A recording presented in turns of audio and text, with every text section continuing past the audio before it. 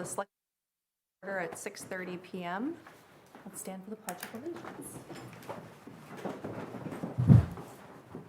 Pledge allegiance to the flag of the United States of America, to the republic for which it stands, one nation, under God, indivisible, with liberty and justice for all. All right, do we have anyone signed up for public comment? No. Anyone online for public comment? I think that's just a sign-on sheet, right? Okay. All right, any documents to sign? I make a motion, we approve the July 8th, 2026 meeting minutes of the Select Board as written. Second. Okay. Is there any discussion about the the minutes from July 8th? No? Okay. All those in favor? Aye. That was unanimous. I make a motion that we approve the July 20th, 2026 meeting minutes as written. Second. Okay, any discussion? No? All in favor? Aye. Abstain. Okay, and Lisa abstains. So 3 yes, 1 abstention, no no's. Okay, for emergency purposes, additions to the agenda. I don't have any for tonight. And we are a little ahead of schedule for appointments, so Steve, may we jump ahead to 16, set time for and location for special town meeting? Sure, that is, let's see here, 6D. BCD, yes. So we originally set the date for the special town meeting on November 9th. We have confirmed that both the high school gymnasium and auditorium are available. Okay. I'm recommending that we use the auditorium. I don't think we'll have over 600 people. No. And traditionally, our specials are at 6:30. Okay. So if you're okay with that, I would recommend that the board vote to set the time and date for 6:30 in the auditorium on November 9th. I make a motion, we set the special town meeting for 6:30 p.m. November 9th in the Belchertown High School Auditorium. Second. Okay, any discussion? No, sounds good. Yeah, that works for me as well. All right, all in favor? Aye. Aye. And anyone abstaining? Nays? No, passes 4-0-0. And we still have time for the next one, too. So set time for quad board meeting, August 24th. Yes, so that meeting has also been scheduled and confirmed. However, when the board previously voted on it, we said 6:30 was the time due to a conflict with the Belchertown Cultural Council grant reception. We're going to ask that the board start the meeting at 7. Right, that makes sense. I make a motion that we set the August 24th, 2026 meeting at 7 p.m. Second. All right, wait. Yeah, so we can So when is discuss. that going to be? So that is Monday, August 24th. So we have 2 things that evening. The grants reception for BCC will be from 5 to 7, and then we were going to hold a quad board meeting at 7. At 7. It was going to be at 6:30, but we're proposing to adjust it so that we can accommodate both. Any other discussion? Yeah. Is it possible that it can go before the awards? I think there's probably too many people who have full-time jobs. Oh, I'm talking 5. No, The- it starts at 5. Yeah, the reception's from 5 to 7. Okay. Any other questions? Okay, all those in favor of setting at 7 o'clock? Aye. Aye. Okay, and that was all 4, that was unanimous. We can probably knock F off real quick. You want to try? Sure. All right, So- request to use town hall parking lot. We did receive requests to use Town Hall parking lot during Fair Weekend, which is September 25th through the 27th for parking cars. We have 2 requests, one from the Fair Committee for the lower lot and one from the Mill Valley Snowmobile Club for the upper portion of the lot. However, in years past, the Mill Valley Snowmobile Club will manage both spaces to ensure that they're properly operated. So if the board so inclines, you can, I would recommend that you approve those requests. So I was just writing down the quad board meeting. I don't know, what was the reasoning for making the change? This would be the same as, for the quad board meeting? No.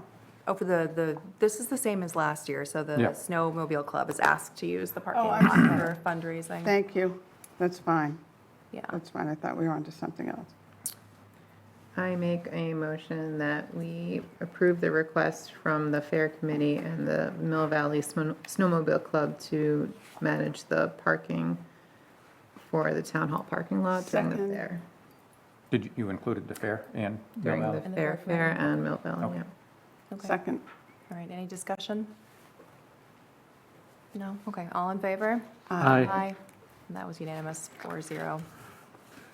Ready for the poll hearing? We Yes. are, so moving on to section 5, appointments, it's 6:35, we have a poll hearing. You are hereby notified that a public hearing will be held during a regular meeting of the Select Board, which will take place in person or remotely at 6:35 PM on August 3rd, 2026, upon the petition of National Grid requesting permission to locate poles, wires, and fixtures, including the necessary sustaining and protection fixtures along and across the following public way: Old Enfield Road. Okay. So this is now open, and I think we have a representative. Hi, yes, my name is Neelu. I work for Leidos Engineering with National Grid, and I'm here to present the proposed pole 32-84 on Old Enfield Road. Last hearing, it was tabled because we were trying if we can set the pole 4 feet away from the edge of pavement, as Chris from the supervisor, the DPW supervisor requested. We discussed with the DPW office along with, we had a surveyor go out there and were able to meet the request to set the pole 4 feet away from edge of pavement.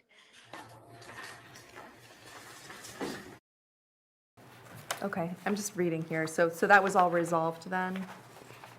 Yes, it was resolved. We talked about it and it's all agreed upon, and we're going to set it 4 feet from the edge of pavement as requested. Okay. There is a memo in the packet from the DPW that confirms that. Oh, here it is from the Board of Assessors. Okay. All right, and then I know we need to open to public comment if anyone has a comment regarding this poll hearing. No one in person, anyone online? All right. Unless, does anyone from the board have a question for Neelu? Nope. Okay, then we can close the poll hearing. I move we close the poll hearing. Second. All right, all those in favor to close the poll hearing? Oh, there is actually a comment. I'm sorry. Not on the poll, Oh, so finish with that, maybe, you're done. okay, thank you. All right, so we'll close the poll hearing. All right, so then, Steve, do we need to vote on this? Yes. Okay. I move that Oh, we, did you vote on closing the poll hearing? No, we have to do. Oh, I thought we all did, I'm sorry. So Yeah, all those in you- favor you with had a roll motion, call? second. Okay. Aye. aye. John, aye. Whitney, aye. Aye, Lisa. Lisa. Okay, so 4 ayes. So now we are officially closed. 6:38. I make a motion that we we allow National Grid to install one pole P32-84 on Old Enfield Road, beginning at approximately 160 feet north of the center line at intersection of Old Enfield Road and Shaver Street. Install one new pole P32-84 in Anchor. Second. Okay, discussion? Oh, all those in favor? Aye. Aye. It's also unanimous, 4-0-0. Okay. Thank you, Neelu, that was very helpful. Thank you so much. Okay, so now Your we're- thing passed, you guys, parking lot was approved. Can I make a quick comment? Sure. It's up to the chair. Hi, Steve. Yeah, that's Chair fine. Whitney, Yes. Board members, good evening, thanks for listening to us. Thanks for the vote. I just want to say on behalf of the entire snowmobile community and the Mill Valley Snowmobile Club, we appreciate the privilege of parking cars at the town hall for the 167th Belchertown World's Fair. Thank you. You're welcome. You're welcome, and thank you. you. Okay, our next appointment is we have Andrea Crete, Health Director, and John Briggs, Pioneer Valley Mosquito Control. Now, are either of them here? I am Andrea Ken. Crete. Ken. No, actually, Why you changed? I just spoke to Andrea about an hour ago. I'm Ken Elstein. I'm Vice Chair of the Board of Health, and I'm here on behalf of the Board of Health in support of the proposal for the town to join the Pioneer Valley Mosquito Control Commission. Uh-huh. We heard, is John? Where's he? Behind you. Next to me. Yeah, that'll be easier. Yeah, we met last August, actually. He made a lengthy presentation to the Board of Health, and we voted unanimously in support of it. If I might just speak personally before he gives you the details. I guess it was, I'm pretty sure I was on the select board at the time, which was before the pandemic, in which there was there were cases of EEE, Eastern equine encephalitis in our part of the state. And in particular, a horse died here. But more important, in the town of Orange, a little girl got it. And while she was one of the perhaps 50% of people who survive EEE, nobody really ever recovers from it. And because of that, we had to get all the town committees and boards involved in figuring out what to do. We specifically, if I remember correctly, Steve, you might remember, our responsibility was the fair, so we canceled the fireworks after the fair because we didn't want to do anything Right. in the evenings, although there was discussion of even canceling the fair altogether at that point. The biggest problem involved the schools because they have games, they have practices in the evenings, and it was shocking the pushback that we were getting from some other towns. Oh, if you don't want to participate because of your kids dying, maybe you should forfeit the games. I mean, it was just astonishing, the reaction from some of these other towns. Fortunately, they moved all this stuff to the daytime, and none of the kids either in our town or in the other groups did so. But it's really serious, and we encourage you to do it. I don't really know the logistics. We said at the time last that it might require a town meeting vote or something. Maybe somebody will sort that out. And there's a small stipend, but we encourage you to support this. And now I turn it over. Thanks. Yeah, it would be, so basically, I'm asking for your consideration to add it to... Could I ask you to say who you are again? Oh, I'm John Briggs. I'm the director for Pioneer Valley Mosquito Control District. Okay, thank you. You're welcome. So we're asking for your consideration to add this to the town warrant for the special town meeting in the fall, the article to join the Pioneer Valley Mosquito Control District.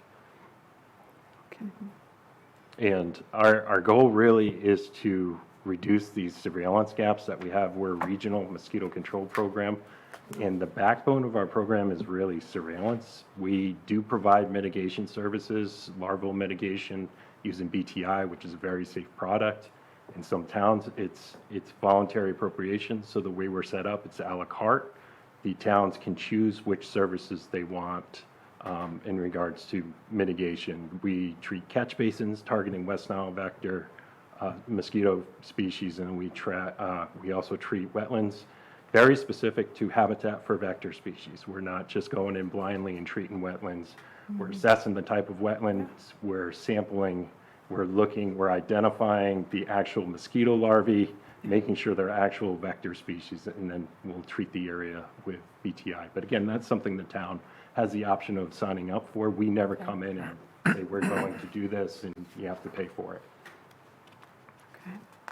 So and you're right, I think it does have to go to town meeting if we choose to move forward, but by joining, so then there's levels of joining. There's just the But surveillance. the annual membership includes surveillance, yes. And so we do comprehensive surveillance where we're trapping at least 15 times a season. Okay, And we're using a multitude of specialized surveillance traps that are targeting different vector species. And we're doing it throughout areas that are close to humans, population, neighborhoods, and then also vector habitat. So Is that what is the basic cost of, I think you said, Ken, it was $5,250? $5,250. Okay, yeah. Is that the basic, or is, That's basically the annual membership is that fee, but we also include a direct service, which is surveillance. That's included with that fee. okay, and so I want to go back to Ken for a minute. Ken, what are the long-term effects of mosquito-borne illnesses? Well, some people die. I mean, mosquitoes Yeah. worldwide are one of the biggest killers.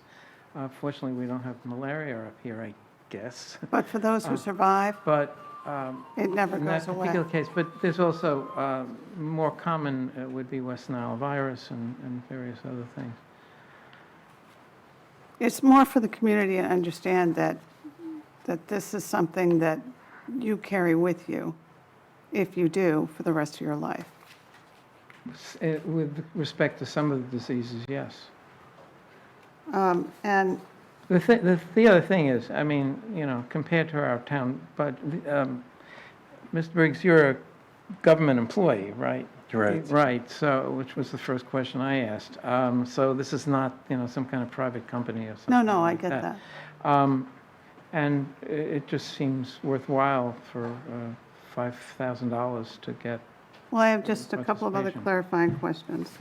So what I read several times in the material was, when implemented correctly, these scientifically proven strategies not only do this, this, and this. So the question is, I have 3, who administers it? And if it's you guys, okay, great. If it's town employees that do it, is there training involved with how to administer it correctly? And then what, if any, oversight is provided to ensure that it was properly implemented, and what is the process? So we do everything, pretty much, yeah. So that's our area of expertise. So we're going to be doing the trapping, the surveillance, we do the lab work, we do the mitigation. The only area where we do see other towns, DPWs will treat catch basins. They'll prefer to treat catch basins, so I'll provide some, some expertise in that area, which products to purchase, the proper licensing that they need in order to apply these products, when to apply them, and and whatnot. So that's really the only area where, and that's up to the town if they want the DPW to do something like that. It tends to be, it probably is cheaper to go through the DPW if they have the resources to do. Well, I mean, you gave exactly what I wanted to hear, which is basically the experts who are trained in this are the ones that are going to be administering the program and monitoring it. And one last reassurance, mosquitoes do serve a purpose. There are, birds eat them, but, other wildlife eat them. Does this in any way negatively affect that ecosystem? And certainly, do any of the chemicals affect that ecosystem? It depends. That's a good question. It really depends on the situation, the circumstances, those micro ecosystems that we're treating, the aquatic organisms that we could have these indirect trophic effects, food web effects. So we're actually assessing that as we're sampling. Are we finding predaceous beetles? Are we finding dragonfly larvae? Anything that is eating mosquitoes that would feed on mosquitoes, we're looking at the entire, or trying to extrapolate the population of mosquito larvae in that area. And usually when we're finding a great deal of biodiversity in these areas, we don't treat the area That's great. because of those indirect trophic effects.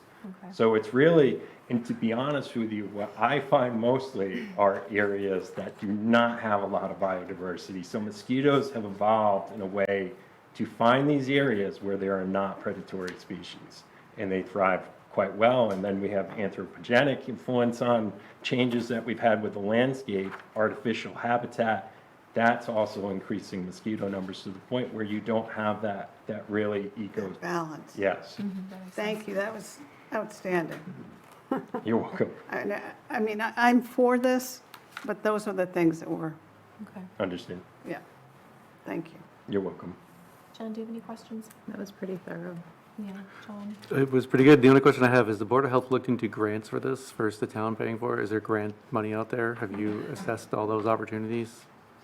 I don't know I don't know the answer to that, but I will find out. Well, you're not looking for the town to Are you looking for the We're town to looking come for up the with the town to money? come up with $5,000, yeah. I mean, it doesn't seem like a lot of money, but at the same time, we don't have a lot of money either Well, in town. yeah. We're As broke. I If well 5,000 is aware. not a lot, but we don't have I- enough money to buy a town agree. seal. Do you know of any, so there are a bunch of towns in the valley who are Correct. involved. Do any of them We have have grants? 26, no. As far as I know, they haven't had any grants. So the funding is usually through the Board of Health or through free cash. So we have several, more than a handful of towns that do take it out of free cash. I guess this question is for Steve. Do you know Board of Health's budget, like what is in their budget or? With the Well, Board we're of through the Health. Quabbin Health District. and Okay. As far as I know, Pelham and Ware have not signed on to this. Okay. yet. I don't know if they will, So we'd have to do a 3, Yeah, what do I we guess I'm need just trying to here? understand it more. if the funding's going to come through them, Okay. yes. Interesting. So how does this look then Yeah. going to annual town meeting? Well, we can either bring it to the town meeting in the fall, or we can bring it in May. That's up to the board's discretion. If you want to bring it at all, that's up to you as well. In what order does it go, though? Do we have to have the district approve it before the town does? It sounds like it's a town-by-town basis, is that what I'm hearing? So you're not recommending that this go through the Quabbin Health District? No, it's now a year ago that we had this conversation. I do remember that question. I don't think it would be done by the Quabbin. They felt it had to be done by the towns. All the other participants or towns.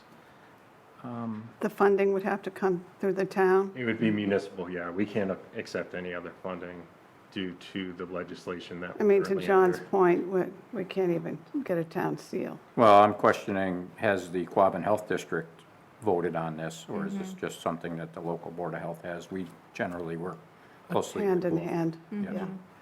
yeah. What state agency is, I can come back with an State answer. Proclamation and Mosquito Control Board. no, what state division does Pioneer Valley Mosquito, who do you work for? We're under the State Reclamation Mosquito Control Board, which is under the EEA. So you work for the EA? Yes. Okay. What But does this- that stand for? Environmental- Executive Office of Environmental Agency. Yeah. Thank you. I'm trying to think of the exact I term. knew environment was in there. They all have an E in there someplace. Okay, So I guess I'm tonight- curious why the state hasn't picked this up. I mean, the state does do surveillance, Yeah, and I don't understand why the Yeah. state's requiring towns to pay additional money to do surveillance. Right. It's, But if what I read is accurate, it doesn't sound like this has been a huge problem in Massachusetts. From what I can tell, since the early 1900s, there's only been 21 cases of Jamestown Canyon virus in the entire United States. Triple E, since 1938 in Massachusetts, has only had 119 confirmed cases. In West Nile virus, between 2000 and 2025, 268 cases, and 80% of those were asymptomatic. So I don't know if this is something we need to prioritize. I would like to have more information from probably the Quabbin Health District. I agree. And also a funding mechanism if we were to consider it. how does sampling take place right now, though?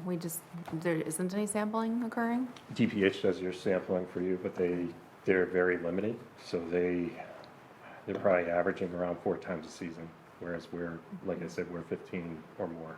Okay, So it's a bit more robust, comprehensive, and the purpose of it is to provide this early warning detection system for the public. okay, thank you. You're welcome. May I suggest that perhaps you could plan to put it on the special town meeting warrant, and then we could deal with whether we recommend it or not as we get the answers. I mean, I don't think we should put it on the warrant until we have the answer. Yeah. Probably need some more And I think we information. have to vote on it Yeah. Well, in you vote on order the full for warrant. it to be. Right, of course. So what other information do we need in order to vote to put it on the warrant? It sounds like we want to know whether or not the Quabbin Health District is. Well, we haven't board. set the warrant yet. The Yeah. deadline to submit warrant articles is September 4th. Yeah, And then we'll schedule a meeting to talk about those articles to determine what goes on and what doesn't. So there's plenty of time. right. So what information do we want to gather? We want to find out about the Quabbin Health District, if they're And this, moving it. why isn't the state doing this? Why if isn't the it's a state doing priority? something? And Yeah, also localized numbers. I mean, Steve, you gave us localized numbers Ken, if there are localized numbers that are different that we should know about, that would be helpful. It doesn't mean it should match, but if it doesn't, When you're asking whether, what the state should be doing, are you talking about surveillance or mitigation, everything? Well, my understanding from what you just said is the $5,200 and whatever dollars is strictly surveillance and maybe public Correct. outreach. Any mitigation is à la carte, which means we have to pay extra for it. Correct. Which I want to be clear with this board is the use of pesticides. Right. We can gloss over that all we want. The larvicides putting in catch basins is a pesticide. And that generally does not go over well with the residents of Belchertown. Targeted spraying, we have 55 square miles of land in Belchertown. We have wetlands and waterways, drinking water supplies. Even that is difficult. So we don't do targeted spraying. We don't adulticide. In the product we use is BTI. So that's so safe you can use it on an organic farm. Right, but what So we're not using methylprene, we're not using any synthetic pyrethroids or pyrethroids. You guys are not the first time to have this concern about pesticides. We're in Amherst, we're in Northampton, we're in all these towns that are very much against pesticides. I'm familiar with larvicides. I've been licensed to use them. So you know about But BTI. it's still classified as a pesticide. It is, yes, but it's a pesticide that I would say in general, a lot of people accept, even people that are very much against pesticides. Once it's explained to them how it works and how it's not really, it's mostly targeting mosquito larvae, non-biting midges and black flies, it's the other non-target organisms that it's targeting. Right, but we have to pay extra for that. That is correct, yes. and do we know what the costs are? For the catch basins, it depends on which ones you do. We usually do a 90-day BTI briquette in May to start knocking down Culex pipiens, Restuans populations. Those are the primary vector for West Nile virus. And then a 45-day, usually in August, we'll start that as well. So the 45-day is cheaper. It's a cheaper product. Comes out to around, I think it's $3.67 per basin. $3.67 per basin, and then with the 90-day, it is, I think, $5.52 per basin. So it really depends on how many basins you're doing. If we're targeting, just 100, it's not a considerable amount of money, but if your budget's tight, I totally understand. It's an added expense. Well, in reading the report, and I'm sure you read there was a blanket statement that this is not going to hurt wildlife and not going to hurt vegetation. Right, we're And- looking for the least Yeah. impact on ecosystems as Yeah. possible. But as we know, there's no pesticide that is truly organic. BTI is pretty close. I know, I'm just saying, we do The know that. naturally occurring soil bacteria. Yeah. But it is the safest product that we could possibly. No, I agree. I think this needs a little more thought. Okay, so what else do we want to know? Because I'm always of the opinion that we should push things forward for our town to vote. I don't like things to stall out here, but what do we need to be able to provide so that they can be educated in their decision? I think this is good, but I think it needs to go back to the Quabbin Health District, who we pay money to, who should be sponsoring this program, not the town itself. We have a budget set aside for that, and I think it should be referred back to the Quabbin Health District to take on. I agree. I also think while it's a glib statement, like, what does it do? What does this pesticide, what, if anything, does it harm? And if you come back with nothing, there's nothing, no evidence, then great. But If I we might have say that you're not farmers here. voting here to use anything. Yeah. What you're Right. doing is to find out what's going to happen, ideally before there's a crisis. And Right. we've had crises Which I with appreciate. this, so. Yeah. Jen? And given the statistics, given the statistics that Steve mentioned, do they cooperate with your statistics? And if that's the case, does the risk outweigh? Well, what's the value of a life? But That's a beautiful, beautiful thank thing you. to say. I appreciate- Okay, Jen, what were you saying? So, in your experience with the mosquito district, is this a concern statewide and a priority statewide because there's an increase in mosquito activity because of climate change or some other altering factors? Because that, I think, is an important consideration in this conversation. We're seeing, we're seeing evidence of that. We're seeing longer growing seasons. With longer growing seasons, you have Culicida melanura, which is the primary vector for eastern equine encephalitis. It usually has 2 generations per summer. If we go into longer growing seasons, it's likely going to have more than 2 generations, which will impact the amplification cycle of Tripoli in the bird population. And then we're also seeing invasive species, Aedes albopictus. That's made the headlines in, I think, 2017 or 18 for Zika. So that could transmit chikungunya. Obviously, it's not a local disease, but we do have to worry about diseases that it can transmit from human to human. It doesn't necessarily pick it up from an animal. And so that species we've been finding a whole lot more of in Massachusetts, and even we found it for the first time in West Springfield. Before that, no one had found it, and we had done the epidemiological detective work to pinpoint where it possibly could be coming in and what it was utilizing for habitat. And so we have found an abundant amount of established Aedes albopictus. They're a concern. We've also found Culex erraticus, a southern species, and before we found them, we had been only found in a handful throughout the entire state. I think the total was around 16. We found over 500 Culex erraticus. And so that's an indication that perhaps the climate is having an impact. And Culex erraticus is a bridge vector for Tripoli down south. We don't know how it is behaving, and up here as far as it being a viable bridge vector for Tripoli, but we can assume that it is. Okay. I mean, my Anything else? recommendation Yeah. at this point would be what other additional questions that Yeah. we have, and then we can all vote again to whether or not we want to advance it to town meeting. But like, any other information we would need from John. Yeah, Does it make any sense to collect responses from local communities around us about what their experience has been? I don't think that would be necessary. Well, I mean, whether it was a good thing or not a good thing. If they're still part of it, probably a good thing. If they haven't rescinded their membership. Have they been on for more than a couple of years? Yes. Oh, okay.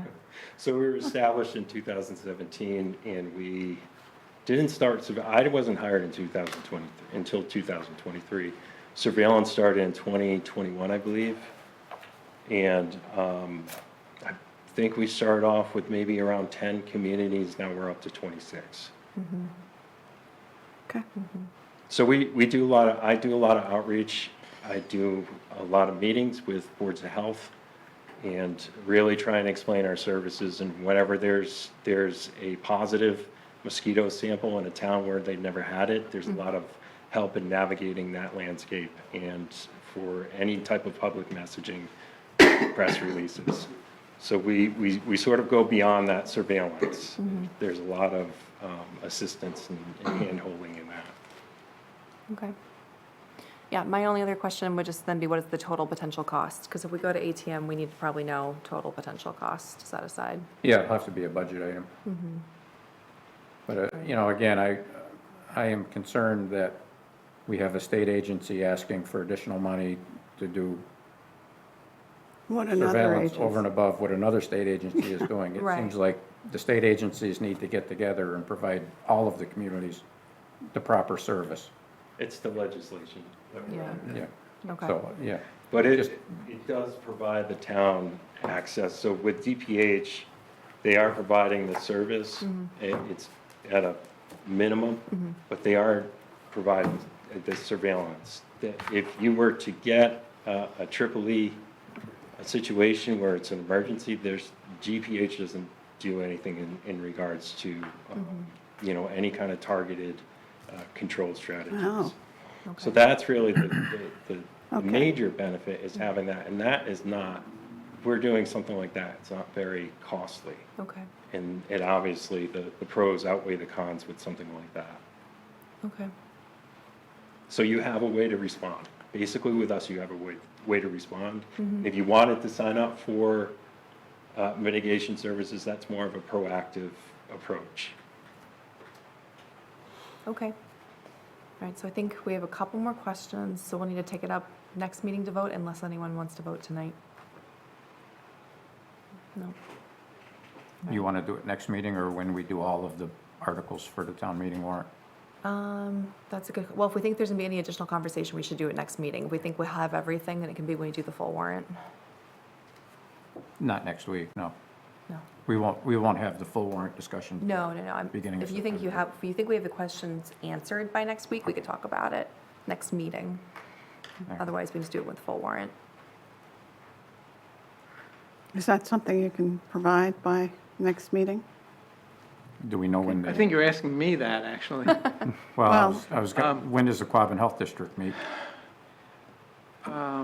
We meet like twice a year, and Oh, gosh. anyway, I'll try to find out. I mean, Yeah. I have some Maybe just a few emails. thoughts about it. Do you have some Okay. connections? All right. Yeah, I'm vice chair of that too, but the Quabbin Health District. But budgets are really tight there, and of course, what we've tried to do over the recent years is keep our budget flat because all of the towns face the same Sure. issues, which we've been successful at, Okay. as long as the grants keep coming in. About half of our budget is grants. Okay. I don't have any other questions. Anyone have anything else? All right, well, thank you very much for coming in. Thank you. Thank I you very appreciate much. it. Thank you. Okay, let's see. We have another appointment from the Clapp Memorial Library. I believe we have Cindy Haberson and Bill McClure here to give us a review of fiscal '26 and goals for the new year. Want to come up to the hot seat? Thank you.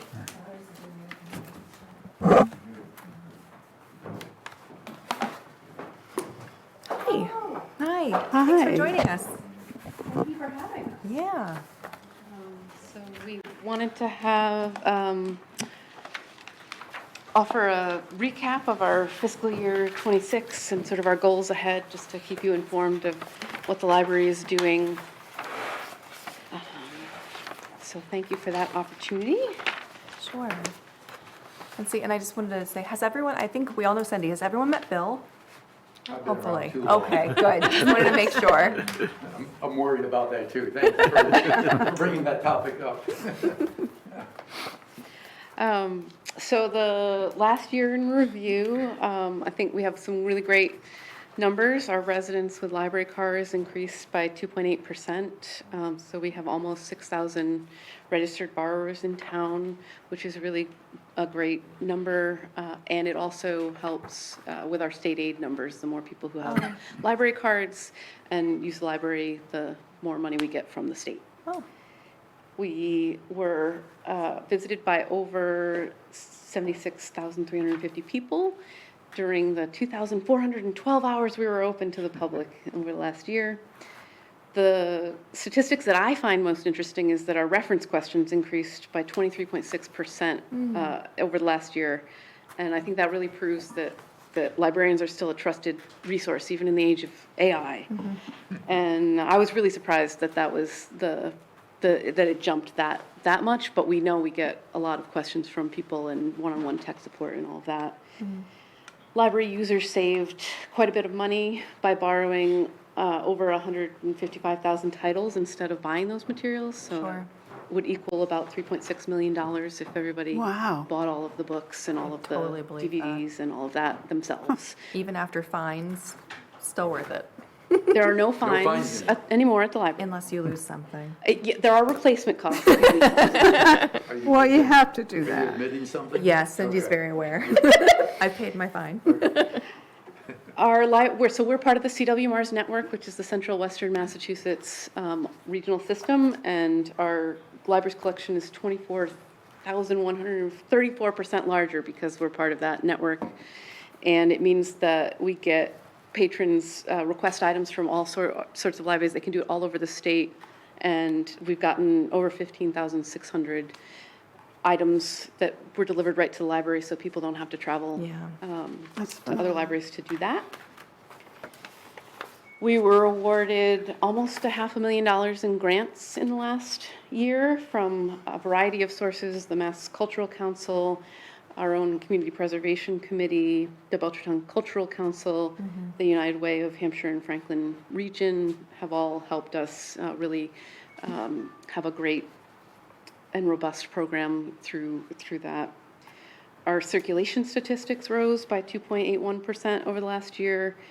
I'm really pleased to see the 11% increase in teen titles that go out. Yeah. It shows that teens are reading. Yay. Our computers and wireless internet still are extremely popular. They were used over 4,300 times. And our hotspots are our most borrowed item and circulated over 305 times. Wow. And we cannot keep those on the shelf. For every tax dollar spent on the library, our return on investment is $4.11, which was calculated through a countrywide, so the American Library Association has a whole chart for, you put in your statistics and it calculates that number, and it's vetted through the American Library Association. So it's and that's a conservative number, actually. We had 9,543 participants, attended almost 550 programs It's incredible. over the course of the year. Story times, book clubs, concerts, craft workshops, many, many more things. Readers of all ages took part in one of our some reading programs. So that's counting the one that happened last year, which had almost 900 participants in total. And we had 155 adults participate in our adult winter reading program. And we had our first teen winter reading program, which had 17 teens participate, Nice. which was really exciting. Can I just mention one thing? Yeah. That the statistic, and you were happy about it too, about the circulation statistics, including an 11% increase in teen titles, that deserves an article on its own in our local paper, because the teens often get a bad rap for, they're always on their phones, they're always doing, video games. It's like, no, they're not. And here's a statistic that a very happy statistic that shows that there's more to teens than, the stereotypes. Yes, yeah. So- I was actually recently interviewed by a reporter from the Republican about Oh, a story that's great. about the East Hampton school librarian who has resigned. And one of the questions that they had for me was, is that a problem? Is the problem happening here Yeah. in terms of teens not reading? And that is not the case. Teens Right. come after school, they're reading, they're talking to each other, they're not on their phones at the library. Yeah, I was just looking to see if But- Melina was, she is, good. So hopefully she thinks that's interesting.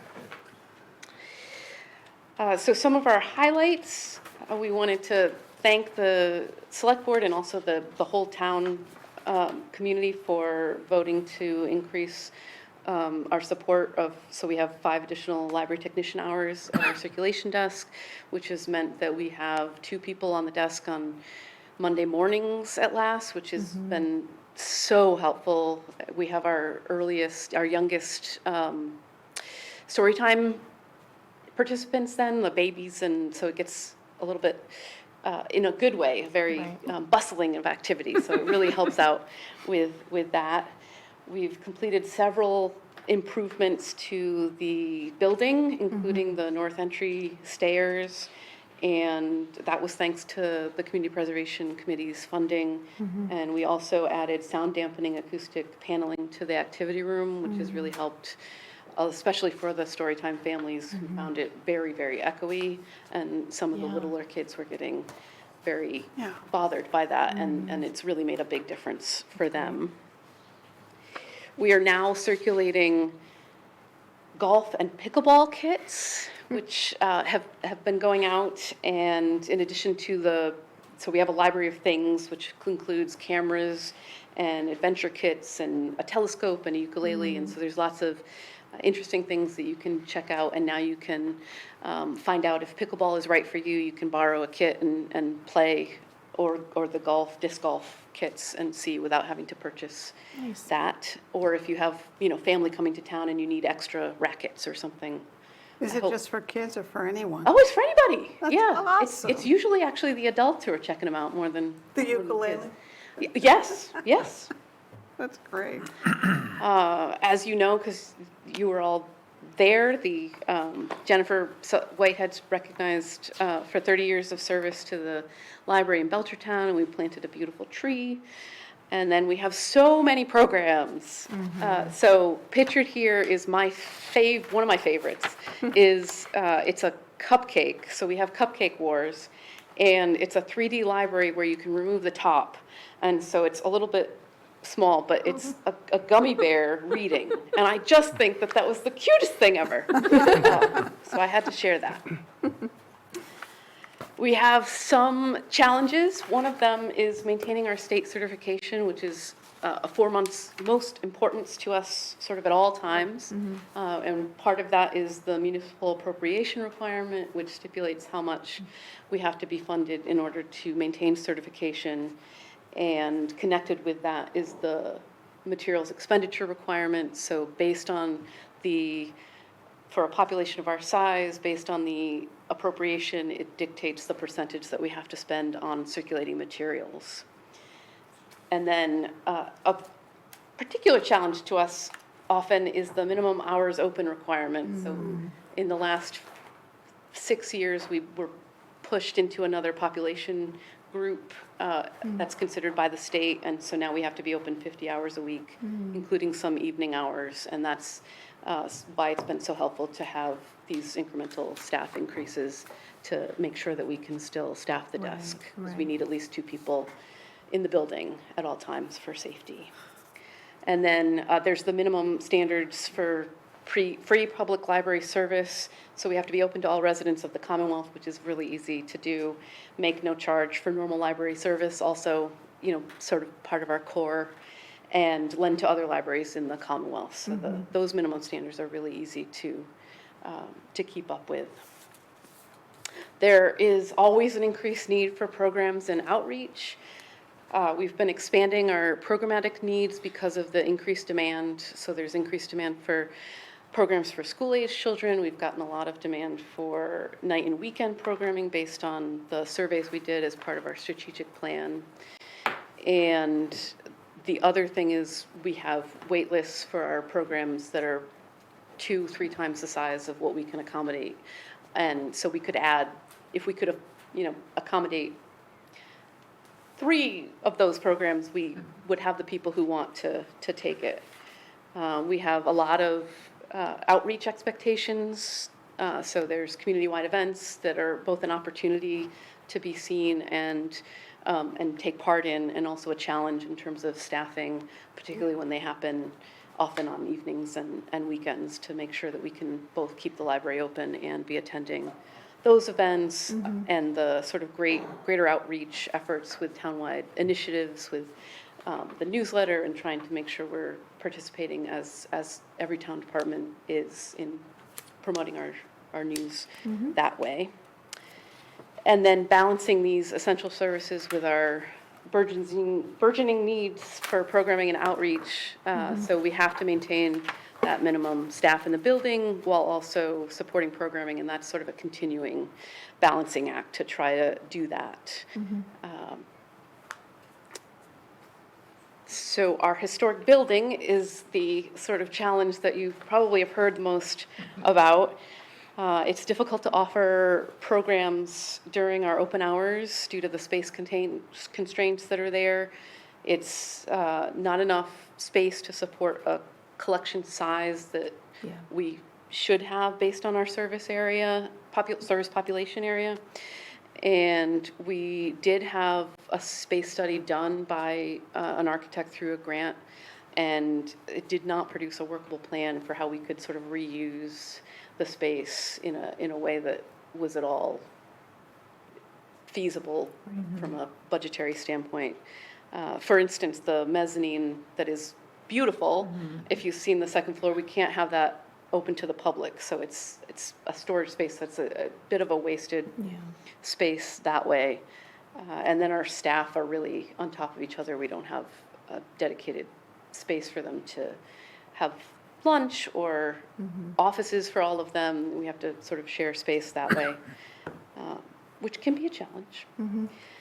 Ongoing maintenance needs are sort of always part of the job. So, for example, this past month alone, we've dealt with a flooded bathroom due to the foundation leaks, a flooded basement, our HVAC system went down twice.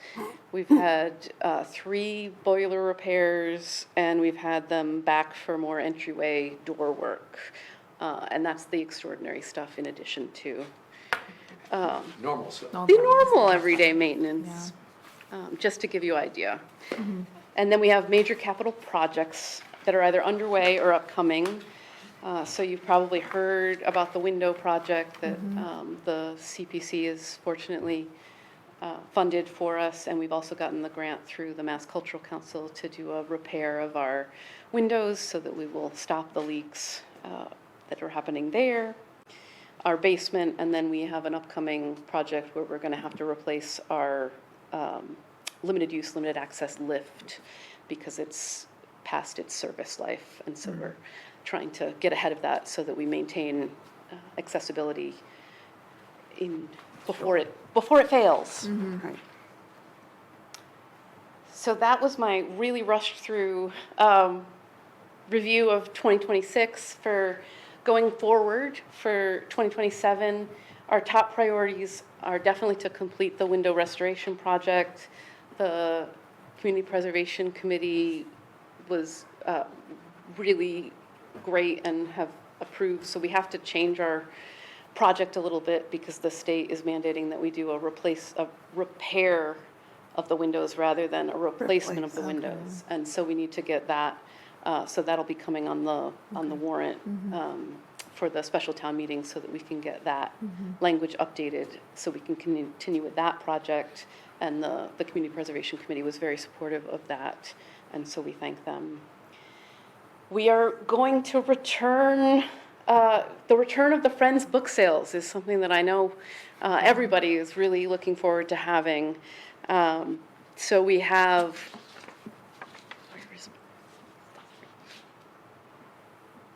a complex issue where we had to shut down the basement, and we're working really hard to get it back up.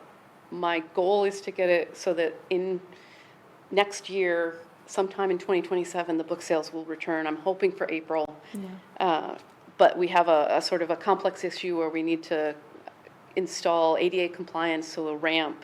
We have to construct walls around the areas that are the boilers and the oil tanks.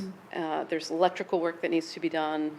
There's additional fire safety alarms that need to be installed. But this is all state regulation, right? Yes. So this is not anything that the library had any control over, and No. you want to be compliant with. We definitely want to be, state. yes, we Right. definitely want to be compliant. There's huge safety.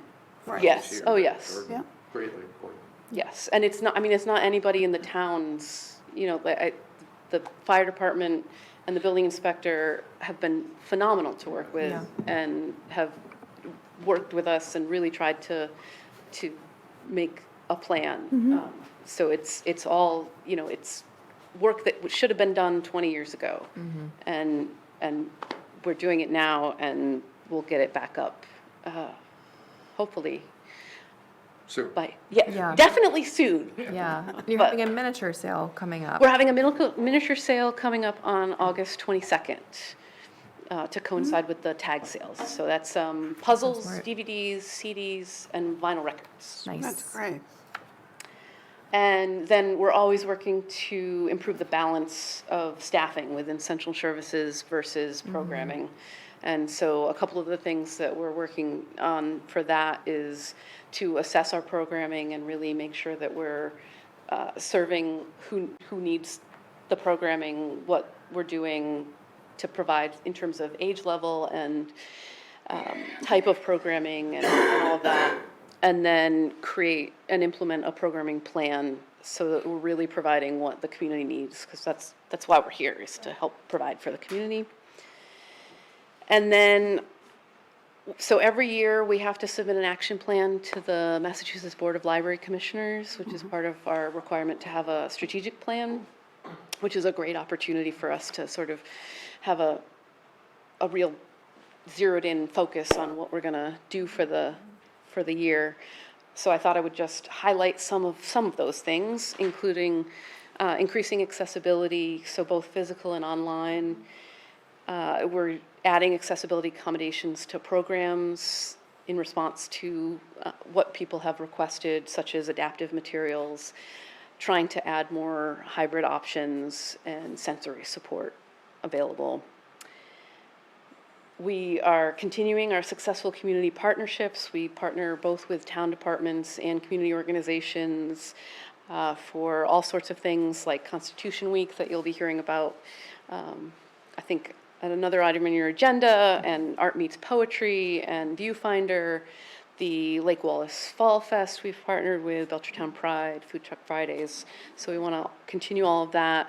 We're adding a civic engagement component for the coming year in terms of offering some programming, because that's something that we've heard people have really wanted. So we felt we could provide that, and continuing to provide a venue for community experts to present.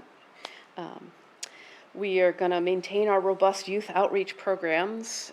So right now, between our children's librarian and our teen services coordinator, they go to the area schools and the daycares and really do outreach to all of the, let's say, 18 and younger individuals. And so that's continuing as we go, and we're working to adapt to, now that Cold Spring School is not there, how we can still be connected with the school age, the kindergartners and that sort of thing.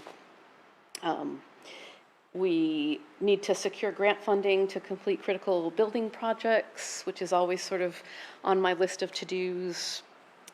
And we're working to complete the migration to a new website, which is going to be 100% ADA compliant.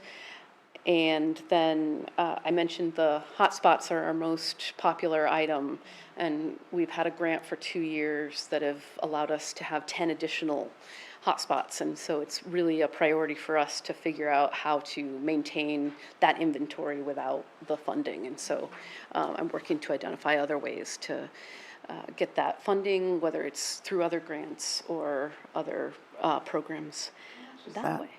For 10 hotspots, it's a lot? About $2,000 a year. Okay. It's not terrible. It's just more than We I accept understand. checks at least. our budget. Venmo? Yeah, so I again want to thank you for all of your support and the collegial relationships that we've built, and I'm really pleased to be able to serve the community as the town's library director and be here. And if you have any questions, I can answer them. For coming. I know we talk about you so much, so it's nice to hear directly from you. Does anyone have any questions for Bill and Cindy? Just thank you. Amazing, amazing work. I'm fascinated by this hotspot thing. I didn't know anything about I didn't either. hotspots and the fact that you could borrow a hotspot. Like, I don't even understand how that works, and that's amazing. On a picnic and you want connectivity, Yeah. something like that. So it's for folks who like don't have cell. That's amazing that you guys even offer that. Yeah. Yeah. Yeah. Yeah, it's both for, like, so if you're going on vacation and you're not gonna, have spotty internet, Yeah. people borrow them for that reason, and then we have a lot of people who don't have internet access at their Yeah. home, and so it connects them to internet, That's great. so, That's an amazing service. yeah, it's been a Do you really know what the vital. percentage is or Steve, do you know what the percentage is of people who do not have internet access? No. I know of people who don't. Seems unusual nowadays that. Yeah, others it can't is. Connect, but, Reliable internet's a problem Yeah, for that's- sure, so I that's wonder if another that's thing. part of the popularity of it as well. Mm-hmm. John, did you have anything? Just continue with the good work. We're here to support you guys. I know the project downstairs, it's on our eyes. We're watching it. We all want it to get finished. And if we can help you somehow or do something, please reach out. I've got your number. Yes. Thank you, Jim. Is anything else? No, thank you. Okay. Yeah, thank you so much. And so would you like to come back at least once a year, twice a year? Just let us know. Okay, yeah, that Yeah, sounds good, anytime. yes. We know the chair of the select board. Yeah, true. Thank you so much for coming. Really appreciate it. Yes, This is thank lovely. you all. All of Thank your you very work. much. Thank you. Yeah. Okay, so moving right along, next we have another visitor, the Betty Allen Chapter National Society Daughters American Revolution request for proclamation for Constitution Week. Thank you for your patience. Well, thank you for having me. Yes. So I'm Donna Helm, and I live here in Belchertown. I'm the regent for the Betty Allen chapter of the DAR, which, in case you don't know, that's a Daughters of the American Revolution. And, yeah, I love the library here in town. And they have supported us through displays of the Constitution Week, and last year we had a Lafayette program there, and we work a lot with the Historical Association as well. Our chapter covers Hampshire County. So we have Constitution Week, which is the week of September 17th through the 23rd. And every September 17th, we have a bell ringing ceremony up at our chapter house, which is an historic house in Northampton. And back in the day, when there was an announcement, all the bells would ring, church bells would ring. And at 4 o'clock on September 17th, when the Constitution was signed, bells rang through Philadelphia. And so the country, a lot of Betty Allen chapters, not Betty, all DAR chapters try to coordinate bell ringing ceremonies at that time. And we read proclamations from the towns in Hampshire County that we're able to get proclamations from. And so we request a proclamation from the town of Belchertown to be read at this. Last year we had a proclamation from you folks, and we made a copy of it and displayed it in the library with our display. And we'd like to do that again this year. Thank you for telling us the history, for returning. I imagine that we would like to do this. So, I'd like to make a motion, and we can also ask questions. Make a motion, we approve the proclamation in front of us for the DAR. Second? So discussion, and then of course, any questions for Donna? The only question I have, is, I'm not sure the wording, it says Lord 2000, and I just want to clarify for religious purposes and with the town if we sign I something don't like know that. which she sent me, so I, The very last line, it says, to be affixed this third day of August of the year of our Lord 2026. Is that just traditional language? yeah, that's Okay, traditional perfect. language. That's all I wanted to make sure. That's Yeah, all. no, that's a Yeah. fair question. Yeah,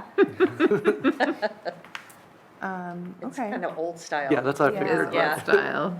And then remind me, Donna, just, do we read this, or do you read it on our behalf of the town? We'll read it on the behalf of the town. We'll have one of our members will read it. Okay. I know we currently have like 3 members that live here in Belchertown, Nice. and probably one of us will be reading Belchertown's. Great. Excellent. So, That makes sense. but you're welcome to come. Yeah. It's at 4 o'clock in the afternoon. Yeah. Thank you.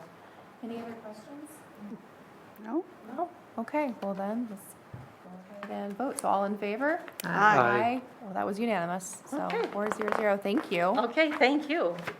Thank for your you. time tonight. Yeah. Okay, and next, application for change of managers for Shree Manki. I think we have several of you here. Thank you for your patience. Well, thank you. Thank you for getting us on the agenda tonight. Yes. Rich Maynard on behalf of Schmanke. Checkers, you probably know it. Yeah, be- yeah, of better course.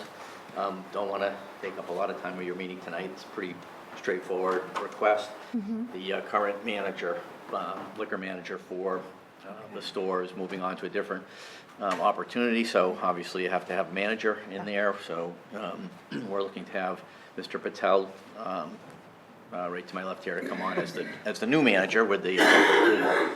He's tip certified, he's been a manager at another store, is currently actually, although he'd be changing from that store into this location.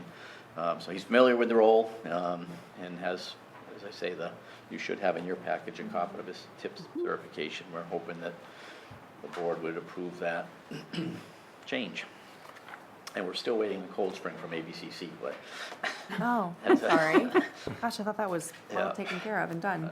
hopefully soon. Steve, you're more an expert on this than I am. It looks like everything is here and in order. Yes, everything's in order. Attorney Maynard did a fabulous job, as always, putting it together. Yeah. We do have the Corey, we have the tip certification, we have the application filled out. Okay. Once the board votes on this, it'll go back to the ABCC for final approval, which usually takes, a short amount of time. These are a little bit faster than licensing. So I would recommend that the board approve this. Okay. Make a motion, we approve the application licensing authority change for Sheer, I'm pronouncing this wrong, sorry. I can't pronounce it. Mika, Shree Incorporated, DBA Checkers, Liquors, and Deli. Second. Okay, any further discussion? All right, all those in favor? Aye. And that was also unanimous. Congratulations. Thank you. Thank you. Thank you so much, and good luck. Yeah, thank you. Oh, I don't think we have to have it notarized or anything.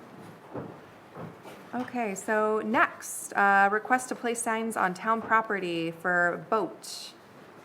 Are you here for that? No, not So here. we do have a request in our packet. We also have a representative of Boat online. Online. Kristen Hoag. Yeah. Okay. See if she wants to speak here.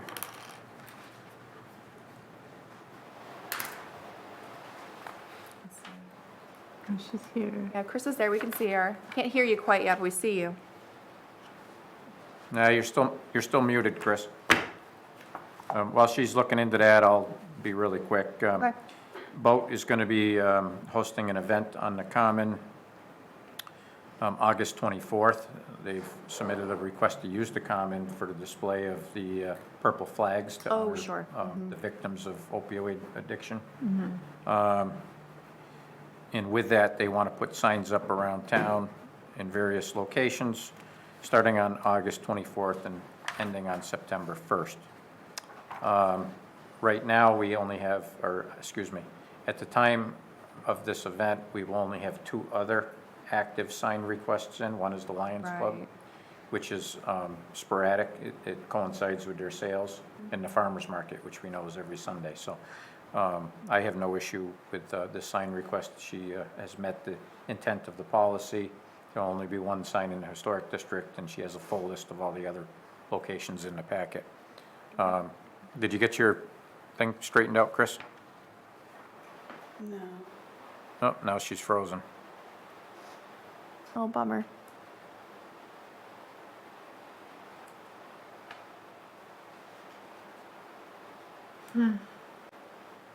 Oh, okay.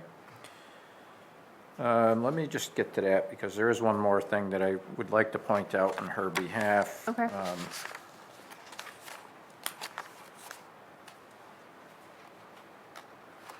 Well, while I'm looking for this, I will also state that this is something that's happened now for a few years in a row. We haven't had any issues. They've been very responsive to any problems, and have, done exactly what they said they were going to do.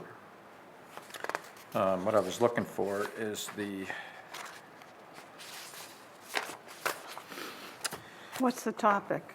yeah, I was hoping to see the I know it's in here. Is the candlelight vigil, is that what you're looking for? Yeah, I want to just point out how many deaths occurred in Oh, okay. Massachusetts. Because I see their vigil is for August 31st from 6 to 8. If I recall correctly, we got feedback that no one from the select board came last year, and I think they'd like us to at least send one representative. Yeah, yeah.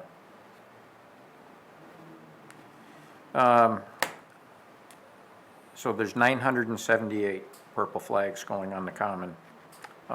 These represent the lives lost to overdose in 2025. In the state of Massachusetts? Yes, that's a very significant number. Yeah. Do we know what the increase was from 25 to now? I don't have that with me. Chris would know, but it sounds like, certainly looks like she's having some issues Yeah. with internet, so. And then, this is the time, I make a motion, we approve the signs request by vote for sign placement from August 24th to September 1st, 2026. Second? Any discussion? Okay, all in favor? Aye. Aye. That was also unanimous. I don't know if Chris can hear us, but Steve, can we have Abby or someone send out an invitation to all of us for the There she is. vigil? Sure. She's trying in another place. We still see you. Sorry about that. Oh, My, we hear you. computer died. Oh, yeah. Oh, naturally. Well, Chris, we're going to make it easy on you. We went ahead and we voted and approved the signs. Okay. Yeah, but I did want to say, and tell me if I'm speaking out of turn, my recollection is last year we didn't send a representative to your vigil, and if I recall, you would like us to do that. Okay. Yes. Yeah. So we have AANA Empower Health, I think, in Tapestry coming, Okay. and a couple other organizations. So we do have it all set up and ready to go. From 6 to 6:45, we have like different stations set up for people. We have like different like a care station where people can go and do luminary bags and do like rock painting and coloring and that type of thing. There's also another comfort care station with like tissues, some lavender sachets, things like that. We have a memory board if people want to bring pictures or write somebody's name down. And then at 6:45 we are doing like an opening. I'm hoping Representative Saunders will be there, as he usually is. And then we do have a poem reading, and then we have an open mic. And then Michelle Ruby, we're hoping she'll close with the closing prayer Okay, at 7:45. So that sounds really nice. Thank you. Chris, can you confirm Yeah. the date? yeah, so we're good. It's August 31st from 6 to 8 p.m. on the town common. And so we're going to be planting the flags Sunday after the farmers market until that Thursday. I spoke with Linda LeDuc today. They're mowing on Friday morning, so we're going to get them off the common on Thursday afternoon. And the signs we'll put out the week prior, and then we'll pick them up on Tuesday, the day after the vigil. Steve read the number of opioid deaths that occurred from 2025 to 2026, and it was 78, I believe, 978. 978. Chris, do you know what percentage change from 25 to 26 that represents? Yeah, I think there was 1,125 last year, so it is going down every year. 3 years ago, it was over 2,000.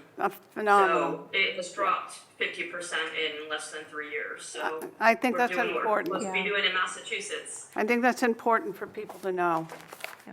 Thank you Yeah, for and your work. I have a press release already written, and I'll be sending that into the paper as well. So Excellent. people know what they're looking at on the common, and they know the statistics that are out there and available.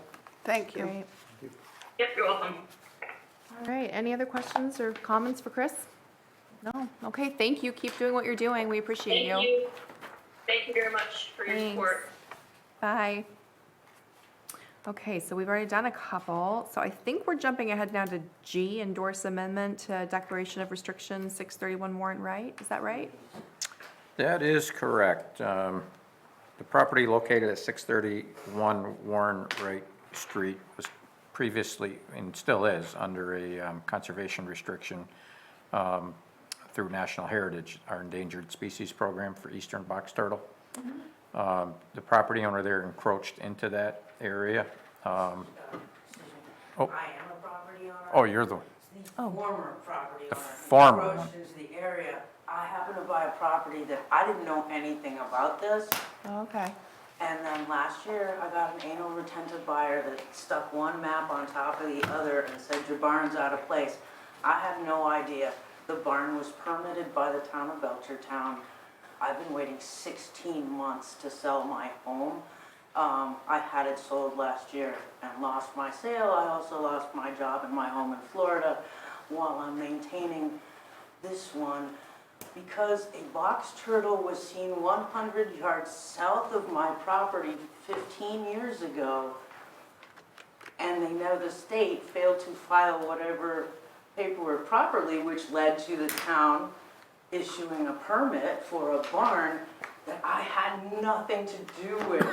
And I'm super happy about conservation. I work with endangered animals in Florida all the time, but I need signatures so I can get out.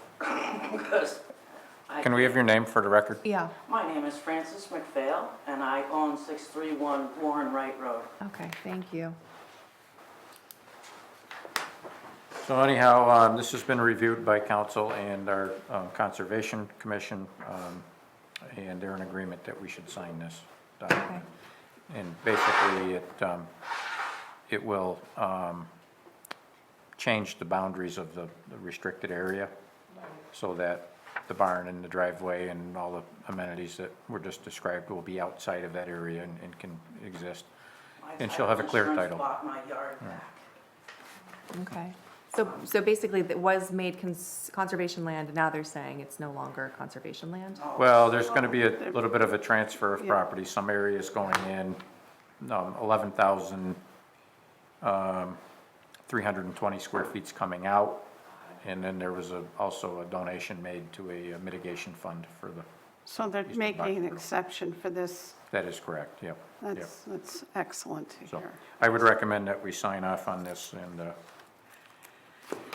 I make a motion that we endorse the declaration of restriction on 631 Warren Wright Road. Second? Okay. Any further discussion? Somebody has to notarize it if Dan is willing to notarize it tonight. yeah, he's I'll prepared. catch it at the end of the meeting. Thank you. Okay. I just want to say for the record that I'm sorry about I all that you've gone through. It's nobody's fault. It was some kind of weird glitch that I just happened to get stuck in, and I happened to get one buyer that his attorney chased it down a rabbit hole. And the town had nothing, the town signed up, it was, the state failed to file whatever they should have filed 15 years ago. They won't admit that, but they did. They never will. And my title insurance bought back my land that I already paid for, and now have been literally sitting and trying to work. But my taxes for the past year are sitting on my credit card, and so if anybody needs a home, it will be up on the market Friday. Okay. Steve, thank you. And my only other question is, do we have to inform abutters about this? No. Doesn't, okay. No, Just you're all wanted to set. Thank you Did- so much. Don't forget to vote. We do need to vote, yes, okay, all in favor? Aye. Okay, that was unanimous. Thank you so much, I really So welcome. appreciate it. Thank you. Thank you. Take care. Okay, All right, 6H, we have a request from Terry Camerlin to appoint election workers to be effective September 1st, 2026 through August 31st, 2027. And it feels like yesterday we did this. I feel like we did this already, didn't we? No, it was a year ago. Sorry. Sorry. I make a motion, we approve the election workers presented by the town clerk in front of us. Do we have to read the names or no? Yeah, it would just for the Put the record. effective please. term, Oh, effective term of September 1, September 1 2026. to September 1, 2026 to August 31st, 2027. I second. My discussion is, I really feel like we did this yesterday, so that's just crazy. But no, this is great, and I mean, thanks to everyone who volunteers their time to do this. All right, any other discussion? No? Okay, all those in favor? Aye. Aye. Okay, that was unanimous. Oh, gosh. All right, so now, we did. The fire So department. request to solicit donations and participate in the parade from the fire department. Yeah, so every year, the fire department submits the same request. They want to participate in the annual parade, and the association performs fundraising. All of the firefighters, whether they're on-call, volunteer, or paid, are part of the Firefighters Association. Okay. This is their fundraising arm. So the request is to be able to use town equipment and town uniforms while they're fundraising. Oh. And we have traditionally always allowed this practice. Okay, I see. I make a motion, we approve the fire department to solicit donations and participate in the parade for the fire department. I second. Oh, I should put a date in there.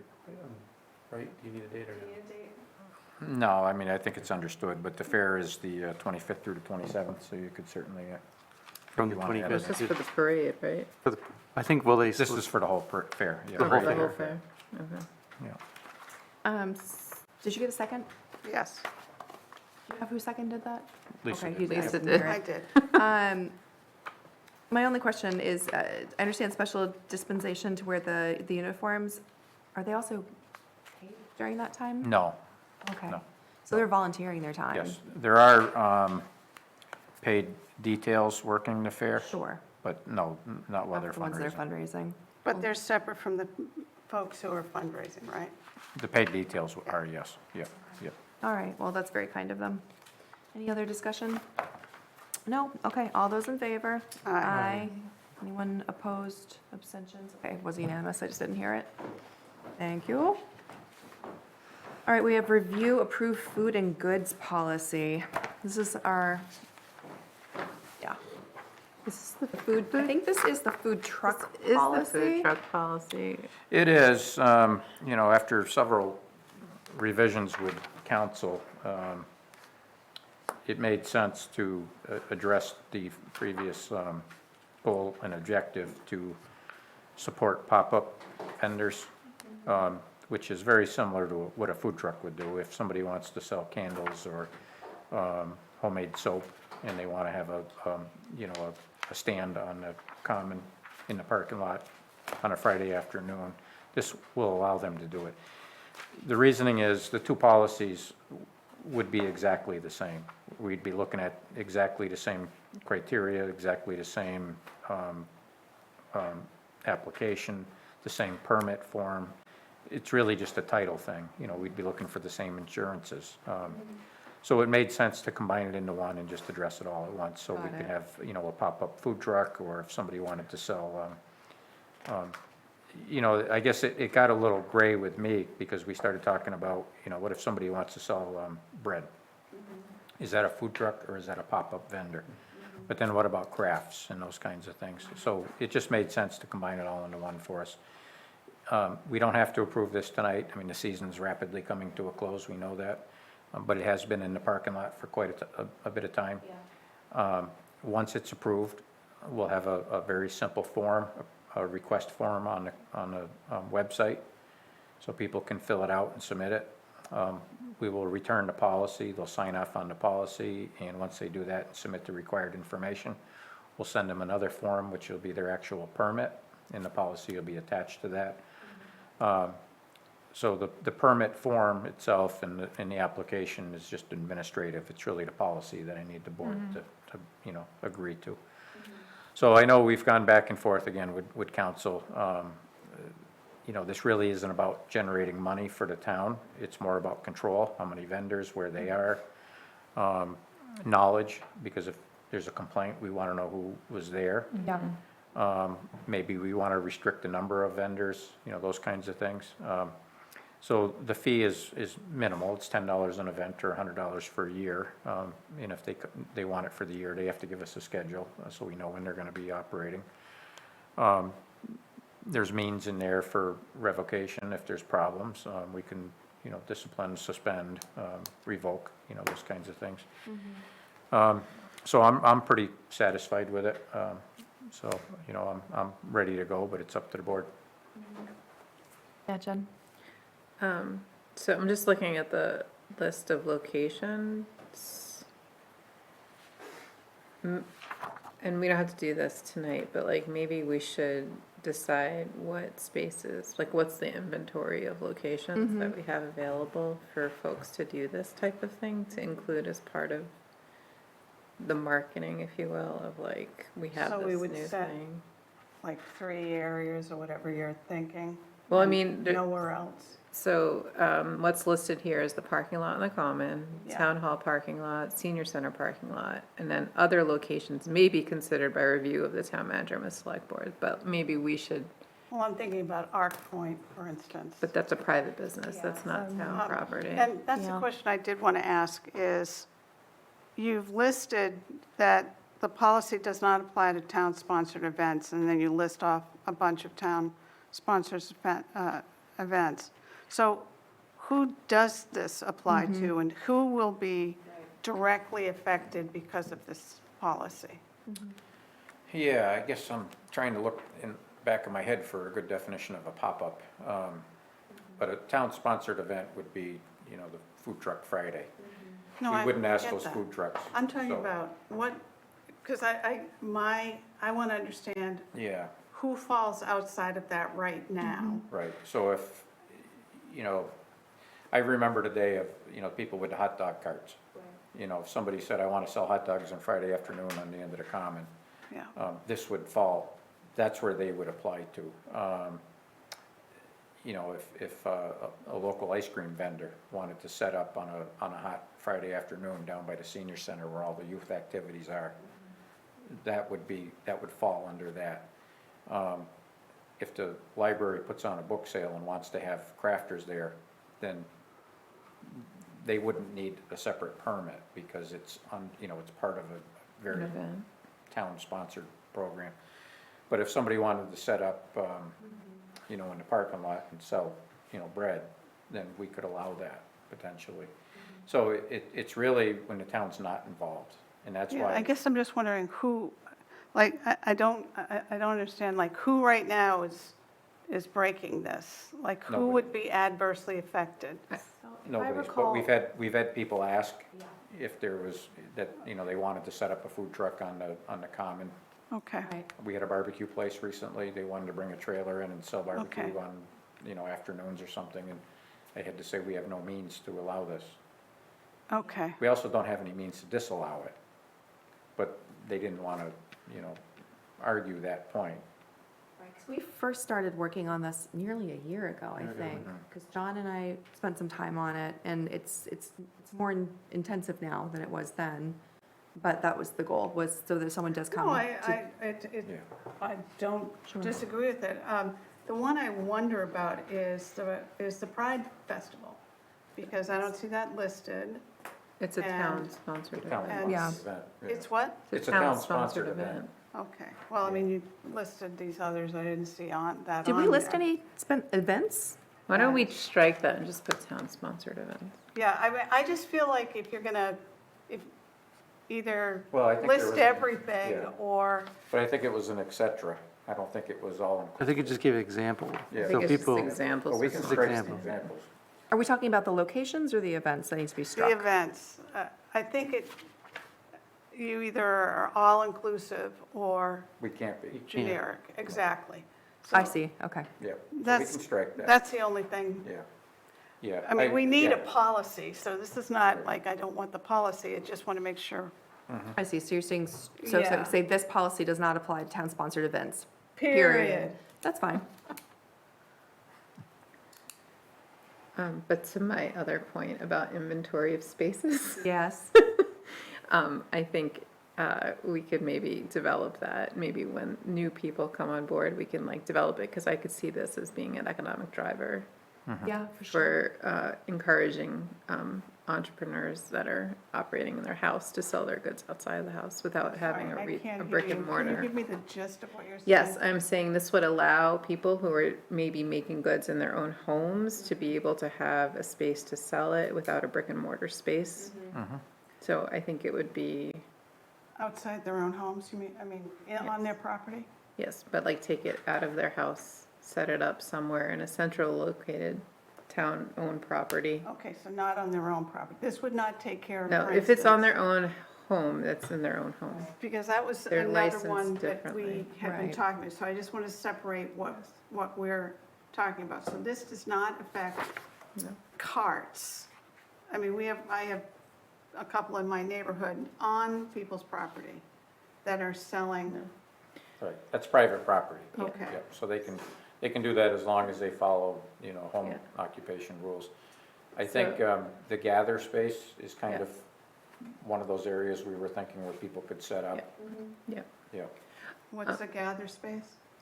Sorry, I just want to finish this thought before I move on to another thought. So, the Creative Economy Committee was talking about what you're talking about, sheds and things that are located on people's properties, and whether or not they're considered stores or not, but I'm not sure where that went, because that needed a town meeting vote, so I'm not Right. sure.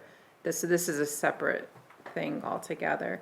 The Gather project is a project of the Creative Economy for the Cultural District, so it's a whole.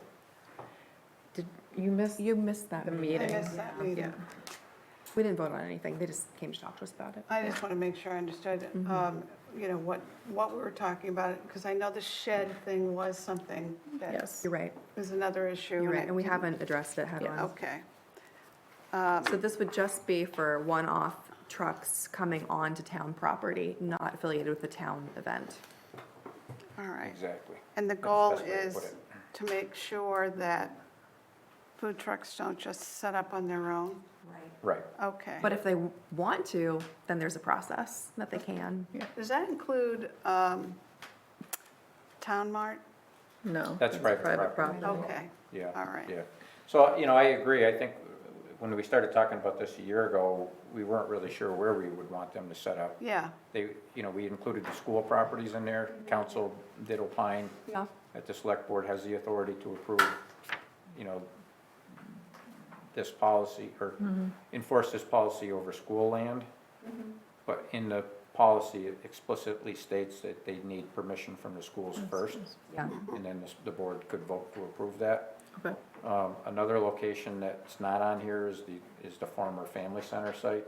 Oh, There's a little bit of a parking lot there that would lend itself very well.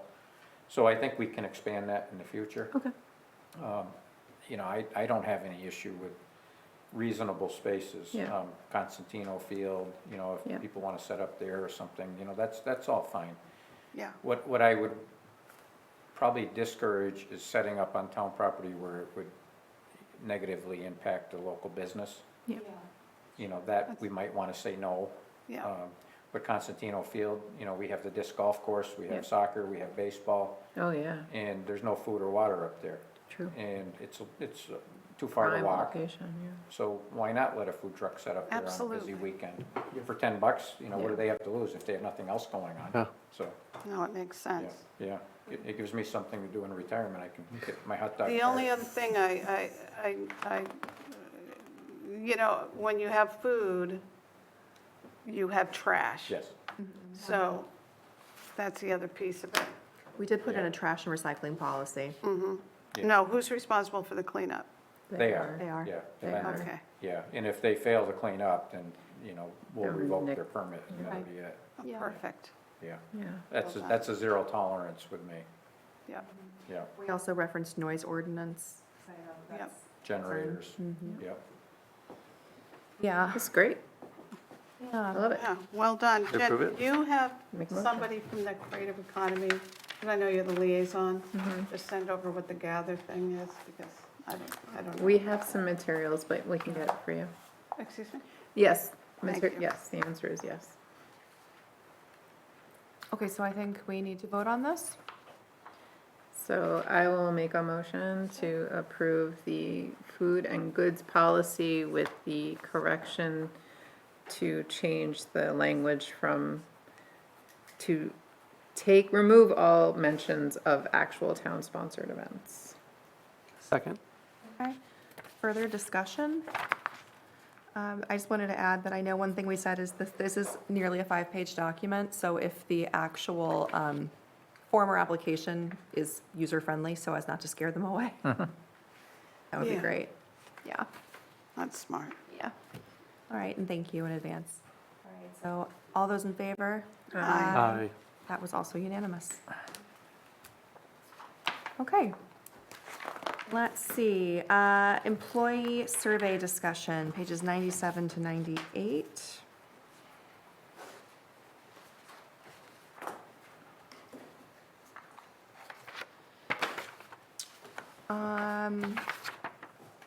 I guess, Steve, I'll defer to you if you have any initial thoughts, and then I think this was one of John and Nicole's initiatives also. Yeah, so we did run a survey, probably a month long. Where are we here? Let me find it. Near the back.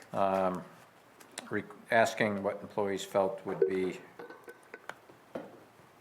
appropriate to acknowledge all the hard work that they put in throughout the year, essentially an employee appreciation event. And we got some mixed results. Some wanted food, ice cream came up. Others wanted additional time off, felt that, time is more valuable than, anything else. Right. Some actually said they already feel appreciated, which was nice to hear. Gift cards came up a few times, Town Beach Day, which could be fun. So there was a varied mix of options for the board to consider. I also received some feedback that maybe it's time that we fulfill our goals and objectives item and conduct, actually fund and conduct the job description review and salary survey. Some employees felt that that would be more important than, a one-time event or a gift. Show that this board's support for them is much broader and much more widespread. And I agree with that. I know the last time we did one was 2012. And we talked about this during goals and objectives and felt it was important enough to include in the document, but at the time we didn't have any funding identified with that. We were hoping maybe grants could come in. We know we're looking at between $35,000 and $40,000. We have about 130 employees right now. I think we have 65 job descriptions, thereabouts. If we did an appreciation event and we spent $25, $30 on each employee, it would be, a few $1,000s. So it's certainly a big jump, but it's also something that's probably overdue and necessary. Well, it's So- more meaningful. Exactly. And, So I think it's probably, I think that would send a much stronger message to our employees that they're valued and appreciated, and we're gonna make sure that they're being treated fairly and their salaries are competitive with our surrounding communities. So that's, the 1,000-foot level. We can talk about the individual recommendations, but at this point, I think I'm gonna recommend that we table this event planning and we move on to try to figure out how we can fund, a complete HR item to go over job descriptions and salaries. Well, I also wanted to note that, that there were responses that said that they felt appreciated simply because of the extra week of vacation that, that they were given, which I thought was really good to hear. I also think that one that I wish we had thought of, because I think it's good, is to recognize employees at select board meetings for their 5, 10, 15, and so on year milestones instead of just mailing out the certificates. Yeah. Like, we should have thought of that. I circled that one Yeah. also, just even reading their names. Yeah. 'Cause we certainly see them. Yeah, I read that and I looked at that as not an individual event, and that's what this started as, is, a day. Oh, I'm saying in Yeah. addition to But- what you're Right. talking about, that this is Yeah. something, why not? Moving forward, I agree. Yeah. I think we especially when we start getting employees that have been here 20, 25, 30 years. Well, Something even as simple 5 as- years, it's, you know, it's a milestone. Oh, absolutely. But something as simple as making sure all 5 board members sign the certificate, you know, that goes a long ways. And then, yeah, having them come in instead of just having it show up in the mail file. Well, just saying their names. Yeah, Yeah, I yeah, appreciate that. yeah.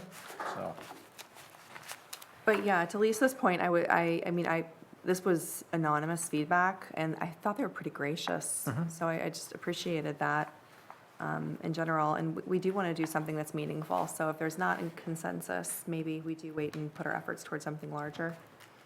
yeah, I think we're going to be having a conversation pretty soon about, you know, some available state aid that we received through our cherry sheets and, you know, how we're going to manage that.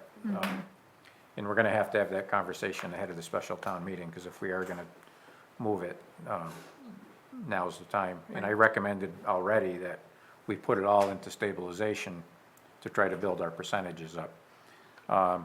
But at the same time, I think we should be looking for any priorities that we may have to make sure that we're, you know, not only serving our employees the best that we can, but Belchertown as a whole and our residents. So I think that's going to come up as a topic of discussion at the tri-board meeting. It should. Yep. I just have a comment. I appreciate them filling out this form, and I read all the comments, and some of the stuff is on our goals and objectives, just like the hours at town hall, so that's something we can look at. I mean, I've always fight for the employees, as you guys know. I mean, we have 130 employees, there's only 24 responses. I really want the employees to reach out, and I wanted 130 responses. So employees, please reach out. We want to hear from you. We want to see your feedback. You can't have 24 speak for 130. That's my comment on that. And with the Christmas stuff, I think we can get some of the stuff on our agenda early so people can plan. So if we're going to close town hall with Christmas and give employees a break, maybe bring that up now so they can start planning their future, and we can get that and make the motion early in September so they can start planning their holidays. So that kind of stuff to help Well, I them. don't think this was a laundry list of do all. No, but I'm just trying to think, some of the stuff we can act now and act on it, and usually vote to close town hall like in December. Why don't we just do that in September so they can plan their lives and their vacations? Yeah, we can. To make everyone's life easier, that kind of stuff. Yeah. And our lives. I think it helps everybody We have out. to balance that with the community's need to access town services. And we did give them an extra week of vacation this year. I'm concerned that when we add additional time off, that could hurt the community. We need to keep in mind that we're all here to serve the community. And, you know, I was talking to a department just this past week who said, you know, the additional week is great that we got, but now we have to scramble to see who's going to be able to cover because it's that much more time off. So there's a double-edged sword here I want us to be aware of. The time off is great, coverage also has to be there. And I don't want to play the Grinch in this, but it has real consequences for residents. I agree. I also think that both of your points actually complement each other too, because if we are going to be asked to approve additional time off, more time will even help those people to be able to think about, you know, how does that change then the vacation requests they already have? Maybe those get pushed back Exactly. further. So sure, if we can take up those issues sooner, that's always better. So for tonight then, are we taking no action on this item? I guess we're not doing anything specific? I make a motion that we take no action on the, where The is it? employee survey? Yes, on the employee survey. Do we have to vote on it? I don't know if we have to vote on it, It's do just a we? discussion. You don't have to. Okay. You can. I mean, there's no harm either way. If you want to put it to bed, we can vote on it. Well, it just makes it official. Yeah. Do I hear a second? Okay, then we're not voting on it. Okay. All right, we are going to vote on this next one because it says the word vote. Vote to set alternate location for select board meeting on August 17th or August 8th. John, this is your great idea. Yeah, so I reached out to Pine Valley. I've been going there, as I've been reporting in my board report. So they're interested in hosting us for a meeting at their facility, at their house, I guess, I don't know, clubhouse you want to call it. Yeah. In the past, I did some research with Steve. There has been select board meetings there in the past, so there's a lot of residents down there elderly. They can't drive in the nighttime, it gets dark, Yeah. so they would like to come. Some of them can't drive because they're older residents or they don't have cars or that kind of stuff. So it'd be nice to bring the meeting out there, and this kind of fits with Nicole's stuff, how we're trying to reach the public and outreach and how to get people at town meeting and tell the town what's going on. This fulfills some of that criteria. So I'm hoping we can move our August 17th meeting there or September 8th meeting there, if everything's okay with you. We did look at it with Esther and go down their first sound system and stuff. They can accommodate the public. Obviously, it's a bigger room than this, so there's a lot more room, so the public can come if they want to come. If someone doesn't live in Pine Valley, they're still welcome to come. So we've done this before? A long time ago. Very long time ago, yes. Yeah. Yes. The big hurdle was with all the technology surrounding I know, I'm meetings now. thinking that. Yeah. But we did reach out to Kevin Hannon and Esther, and they are confident that they can make this work with enough advance notice. We did reach out to Pine Valley. I think, John, you sent an email if they had a preference between the two dates, and I don't think they gave us one yet, so. I think they're just waiting on us to vote on either one. I think if we could approve both of them, then they could be flexible and we have enough time to post our meeting in their location. Then they could accommodate based off of that, if that makes sense. If something, say there's a hiccup or something and we can't do the 17th for some reason, we'd always fall back on the 8th. Would be my thought. So why don't we approve the 17th and we do a rain date on Okay. just August September. 17th? Yeah. Yeah, I agree. I actually think having that rather than the September date, it feels like something we could do more in the summer and then get back in the fall in our regular space. Okay. Very next meeting. Yeah. So we do need to vote on that, Steve? Yeah, absolutely. I make a motion, we have an alternate location for our select board meeting on 8/17/2026 at Pine Valley Plantation. I second? Discussion? So I think we're all going to be here. I don't think anyone's. on Is vacation. Nicole here? I think she is, yeah. I think she said she was back. Yeah. Okay. All right, all those in favor? Aye. That was also unanimous. The only question I have on that, Steve or Sherry, do you want to send an official? Or, I mean, I can too, but if it wants to come from. Yeah, we you can let guys. them know. yeah. And then, just will you make sure you give us the exact address? Yeah, I'll give the I don't address and. Go we'll where I get that. believe I think I'm going and I've gone to the wrong location. Thanks. Thank you. I did vote yes on this, but I do have a question. Are we setting precedent by doing this? Are there other communities that would want us to do this too? Sports Haven? They don't have so it's 281 Chauncey Walker is your official address. They have a main, excuse me, a main office in what they call the manor. And within the manor, they have a big meeting space that can probably accommodate 75 people. So they're offering that up. I think if there's other I'm thinking areas. and Christopher Heights, if they I can- don't know. Yeah, if they can accommodate us, Yeah. I don't see why not, but they have to, agree to allow the public Right. to come in, so that's gonna be the question. Christopher Heights may not want the general public going in and out, but they may be fine with it, and we have They to. love it. Right. That's a good But point. it's more about setting precedent. Mm-hmm. I don't know why, if it was done so long ago, why it stopped. Do you have any? I don't Okay. know. Certainly before COVID could have influenced that. It could have just been a convenience thing. And you brought up the point of technology, that probably got in the way also. Yeah, I'm sure. Okay. Well, if Kevin's sure of it, Yeah. okay. We're gonna learn something. Yeah, and if it doesn't, we'll get feedback, and if it doesn't work, we don't do it again. I guess. Right, I think it's a exactly. good way to reach the public. Yeah. Yeah. All right, thank you. All right, so then discuss schedule for legislative presentation of replica of Declaration of Independence. And this is Aaron Saunders. Yeah, I believe it's Aaron Saunders and Jake Oliveira. Okay. So they contacted my office regarding their intent to present the town with a replica of the Declaration of Independence in honor of the 250th.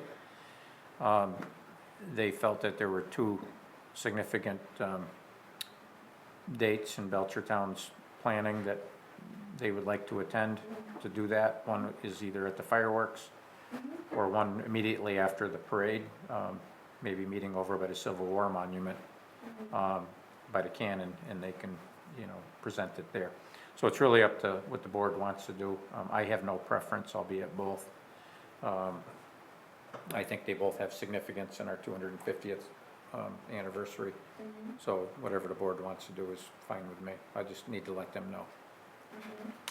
Have they considered presenting it at the very beginning of the parade? Because right after the parade, people start to go off to go and get their funnel cakes and do the games. I think they want to start it anyway.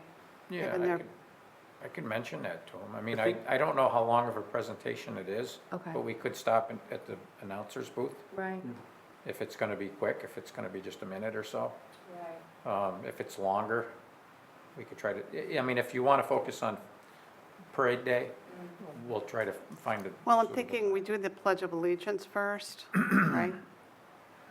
And then maybe that? I don't know. What do you think, John? I think the problem with the parade is you start adding too much, you have to get with the parade committee, and then it drags out everything, and they have a timeline they have to stick All to. these people. So it's just it's a good idea, but at the same time, if we just move it to the common afterwards, everyone's still there and the public can walk around. It's just, the parade is just so long. If we Massive. stop and do one more thing, Well, we have to organize that with the parade committee and then add that into the more planning, if that makes sense. Sure. Granted, 5 minutes doesn't seem like a lot, but it does, 5 minutes in adds Well, and 20 they minutes. like to talk. Yeah. So maybe you have a point, yeah. Would you do it over at the livestock area? I think we do it right in Civil. the Civil War, American Revolution Oh. canon. I think the first option would be, my suggestion is we do it the 250th event, that's the night of the fireworks. Yep. If for some reason that gets rained out, then we have the parade option as a second date, an option. Is my, So you're saying like after we go all through the whole parade, then we hot foot it back up Yeah. to the Civil War Eh, Monument? yeah, then and 12 do o'clock a the fair thing? officially opens, the gazebo's right there. It's kind of like Yeah. the town center, that true center area. The Yeah, public can because walk there's by. nothing that's right there. No, so we can that open would the be fence and we perfect. can all go inside the fenced-in area Yeah, if we wanted to do something right there. Yeah. But I thought if the governor does come, it'd be a perfect opportunity at the 250 event to do something like You have that. the logistics on this, you and Nicole. Yeah. have That's, been that was our working first option, was there at the Okay. 250th. Then the rain day would be if somehow Jake and Aaron couldn't make it, but currently they're gonna make it to Okay. the fireworks as we have the rain date Okay. at the parade. with. Okay. As long as the select board is No, that- present, as long as most of us are present. Yeah, is and our so if it's goal. at fireworks, will there be enough lighting on them Yep. for the presentation? Yep. Okay. I think that makes, like, really Yeah. good sense, yeah. Yeah. Yeah, I like it. It has a better flow. Makes sense to me. All right, do we need to formalize and vote on this? We don't need to vote, I was just Have for a discussion. discussion item, so we could all Yeah. be Great. present and make sure our calendars align, and No, sounds good. if at least 90% of us were there, 3 of us were there, we can. Yeah. Yeah, and just, since you're planning most of this, just let us know what time you need us to be present for firework night, when you know. Yeah, we're trying to get the timeline Yeah. ironed out with that. No, Once that we get sounds the great. firework vendor, then we can build everything backwards. How's the fundraising going on that? We have all the money? That's wonderful. Yes. Okay. Okay, cool. I think that's everything, so now we're gonna move into town manager's report. Great, and I'll try to be quick. I endorsed warrants. I did hold a department heads meeting. I met with the town accountant to discuss financial policies. She has been working on a series of financial policies. She's going to present them to the Finance Committee for review and comment, and hopefully get a recommendation from the Finance Committee to the Select Board to either approve or make changes as you see fit. So she is working on that. That's something that was in our DLS report all the way back to, the 2021 review. Awesome. I did meet with the EDIC Chair, Mass Development, and a housing developer who may have interest in Carriage Grove. There's a little bit of a typo there, I just realized. I also attended the Trestle Bridge Repair Project kickoff meeting. We got a Mass Trails grant to repair the Trestle Bridge on the Mass Central Rail Trail section down by Route 181. It's between Route 181 and North Washington Street. So that should be starting. The contractor feels it's about 3 weeks worth of construction, so it's going to be down for a minimal amount of time. Not terrible, though. Not at all. And they are well aware that the Mill Valley Snowmobile Club wants to use it as soon as the snow starts. They're ready. Pressure's on. I met with an insurance agent regarding potential litigation against the town. What's that all about? It's potential litigation, so I will talk to you about that one-on-one. Okay. Okay. Another typo, I did attend the Mass Trails Grant MCRT Section 1C kickoff meeting. That Section 1C is the piece that runs between Maple Street and George Hannum. We also got a grant through Mass Trails to do design work on that. So we're going to be advancing that design, and that should begin any time now. We're just waiting on our consultant to get us their final contract. I've been working on the sale of 6 Berkshire Ave. Stay tuned on that. I'm not sure when we're going to close. I did. Any further along? No, I'm not. I'm still going back and forth with council. I conducted interviews for the Community and Economic Development Planner position. I opened up RFPs for the Cultural District Coordinator. I met with Jacob Robinson from the Amherst Area Chamber of Commerce to discuss economic development. We had a really good conversation, which shifted a little bit towards partnerships with Pathfinder, which was encouraging. Exactly. So I'm going to be setting up a meeting with him and Eric Duda at some point to talk about, how they can work together. And I did talk to Eric, I think later on down here, I reported about that as well, but he is more than happy to do so. So Eric is interested in partnership opportunities? He said he'll talk to anybody after September 1, but right now he is. Oh, I know, but that's a Yes, good sign. very interesting. I did meet with the communications team regarding ADA compliance. We are going to be looking at a series of trainings for our staff, so that we know that as we're putting documents up into the website that they're ADA compliant, so we don't have to try to change everything at the compliance deadline. I had a meeting with Tony Morales from the UMass Economic Team, Chancellor's Office, about future opportunities and economic development here in Belchertown. And is there an interest? Or are we still in the intro stage? Well, I think we're still in the intro stage. That's We're fine. still pursuing opportunities, Okay. and just trying to, build relationships, I think. Yeah, Yeah. excellent. I did attend a Complete Streets Priority Project Ranking meeting. As you're aware, we gained Complete Streets status a year ago as part of the goals and objectives. And now our task is to come up with projects and rank them so that we can start applying for grants. We have a bid protest for the Hop Brook Culvert Project on Warren Wright Road. So we did have a legal briefing on that. That bid protest is with the Attorney General's office, and we will probably not know till September if we're going to be successful. And as promised, I met with Eric Duda, Pathfinder Regional School District. Took a quick tour of Cold Spring through the construction. It was a good meeting. He is very encouraged about partnering with the town on projects, collaborating on economic development, and is also suggesting that there will be space available for town events when we need it. Phenomenal. He was more than gracious about the parade and fair day. He knew that the fair committee uses the parking lot and driveway, and he was happy to have them there. Had no issues with any of that. And he said he knows that many of you are probably chomping at the bit to, have a tour and check things out. And he said, as soon as they get students in there, he'll be reaching out. But right now, he said he's just over his head with But trying to keep up with it. he's on time? Like Yeah, he's yeah. where he needs to be? Oh, He that's feels excellent. that he is, yes. And he has a great vision for the future of the building. He already has a space laid out for an elevator, and, I mean, he's really just rocking and rolling in there, so it was good to catch up with him. The town's electrical supply contract is up this calendar year. This is not the residential aggregate, this is the town aggregate for our buildings. We're currently paying about 11 cents a kilowatt hour, and for generation, I'm gonna suggest that it's probably gonna be 14 or 15 cents when we renew. It's a big jump.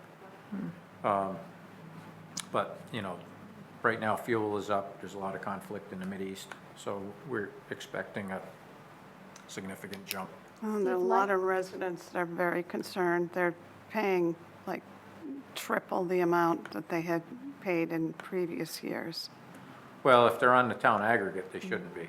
They should be paying less. We just, I'm not sure exactly what the numbers are, but I believe it's about 3 cents less on the Belchertown Energy Choice than going through the standard option of National Grid. So like residents, when we are due for renewal, do we go out to bid and look Yes. at, okay. Yeah. This So we- might be a good time to push that program again, though? They are, Because- they're doing outreach. Okay. Yeah. So if people are not signed up for that, they should be. The problem is unless they entered into the let me back up. These are two very separate Different things, programs. right. The town aggregate is our buildings, including the schools. Yes. So we were aggregating our power and bidding it 15 years ago. Last year, about 18 months ago, the town aggregated and bid on behalf of the residents. So on the website, that's Belchertown Energy Choice. People who are signing up for that now don't get the rate that they did if they had signed up 18 months ago. So they may not see all of the savings that those people are, but that was a 39-month commitment, that contract. So there's still about 2 more years for the people who signed up day one. Okay. So that's the good news, because electrical prices have gone up, and we've been sheltered from that for the most part. And that's just on the generation side. But if they did switch over, they would see They would- a decrease. Potentially, they would see some savings, yes. Yeah. I don't know I'm what just the- trying to sell your program. Yeah, I don't know what the current rate is, but yes. Okay, Potentially, they should, yep. okay.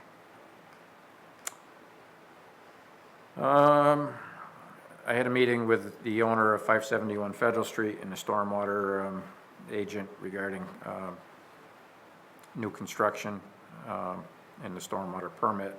It ended well. I've been working with the town planner regarding a property dispute off of Allen Street. And I did attend part 2 of the Strategic Organizational Alignment Seminar, and I found it to be as informative as part 1. Who's So- putting that on? MMA. So the link, I can send everyone the link to the second part, because the recording came right after it, unless your staff wants to do it. Either or, yeah. Who's putting it on? It was an MMA. It was MMA. Okay, thank you. Review of weekly mail. Anyone have anything they want to discuss? Okay, then individual board reports. Lisa, you want to start? Yeah, I'm going to actually start from the 13th because I've been away.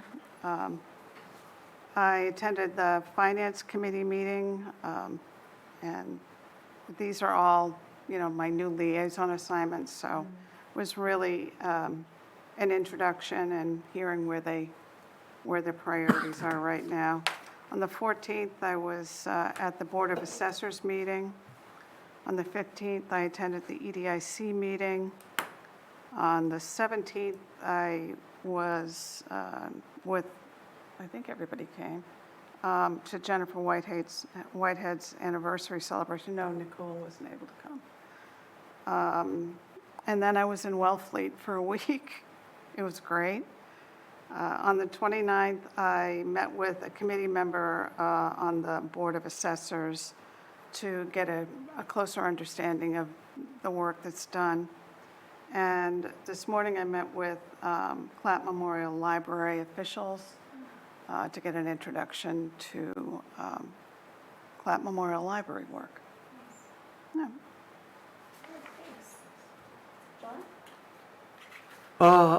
Attended 22 July, attended the Age and Dementia Friendly Implementation Group. Same thing, that falls as a council on aging. They kind of go intertwined now. They're talking about maybe combining age and dementia into the Council of Aging because it would make more sense, maybe like a subcommittee, because they only meet quarterly and it's Doug's there, DPW's there, so try to get everybody at one meeting would make more sense. It would help. But the big thing I got out of that, just to let everyone know, is there's no public health nurse anymore. I don't know if Steve can comment on this. Oh. The public health nurse from Quabbin Health District resigned. She took the job, then resigned.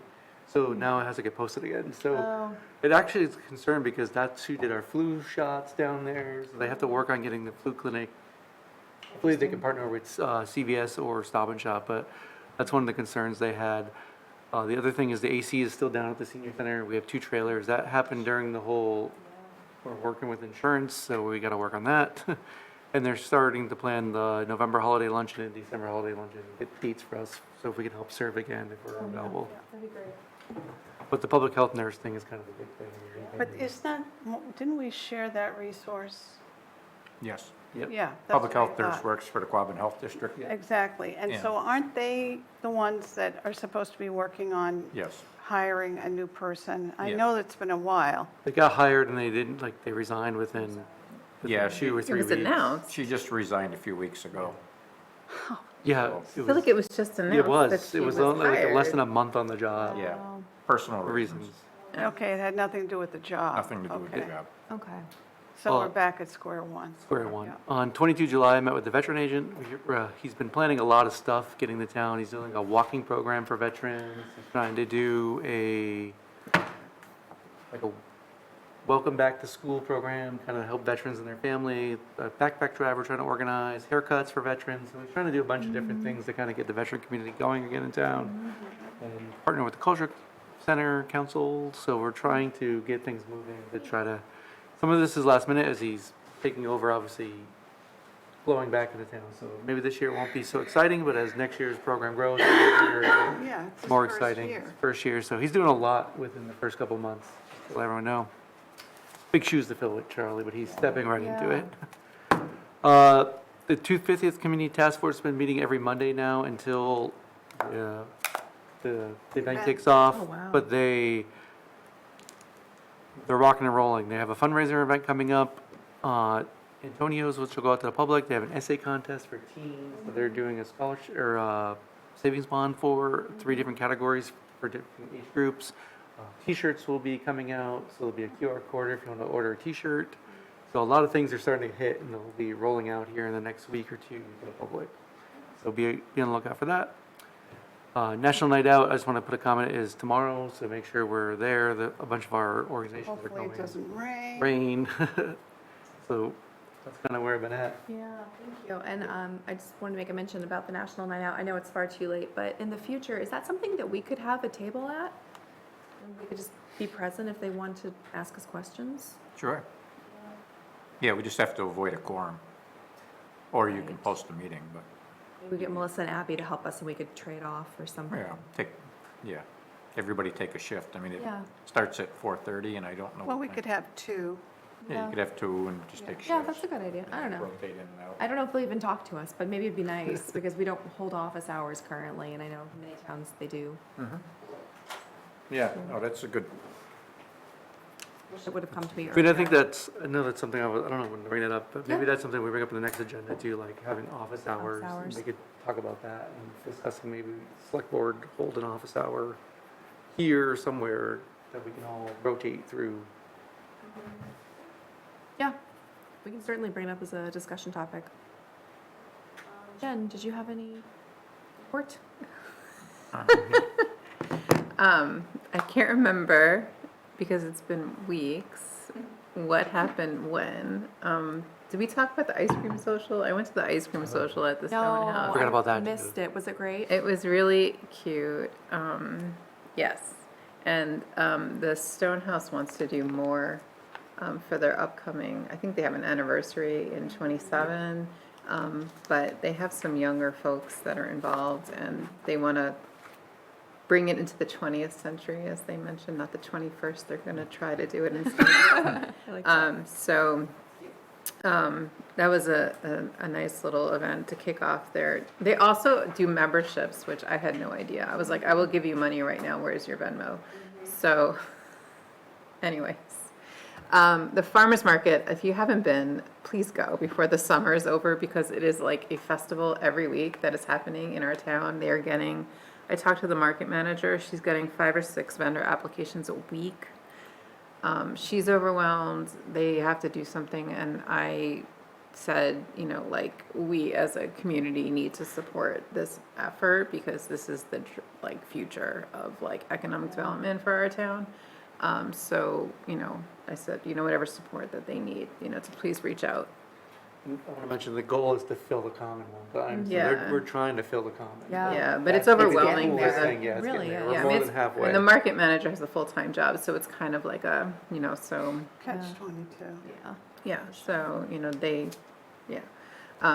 The townwide tag sale, they had 102 yard sales across town, plus like a vendor set up at the senior center. And on Saturday, the thrift shop was open, and I'd love to know numbers on how the thrift shop did at the senior center. I don't know how I don't know how much money that they fundraised. I think it was on behalf of the library or Lake Wallace, I can't remember. The money I think went it to was one for- of them this time. They alternate where the funds, like they Yeah. raise for the maps and stuff. I Yeah. can't remember if it went to the library. I think it went to the library this year. I think I went to the library this year because of the Last year book was Lake sales. Wallace. Yeah. Was- Lake Wallace was the chamber event. Anyways, I mean, this hit some new local newsletter. Like, they've been highlighting Belchertown events, so that's good to see. And then we met with the Family Center chair this morning to talk about some challenges that they're having and what they're going through. So we'll have more of an update on that later.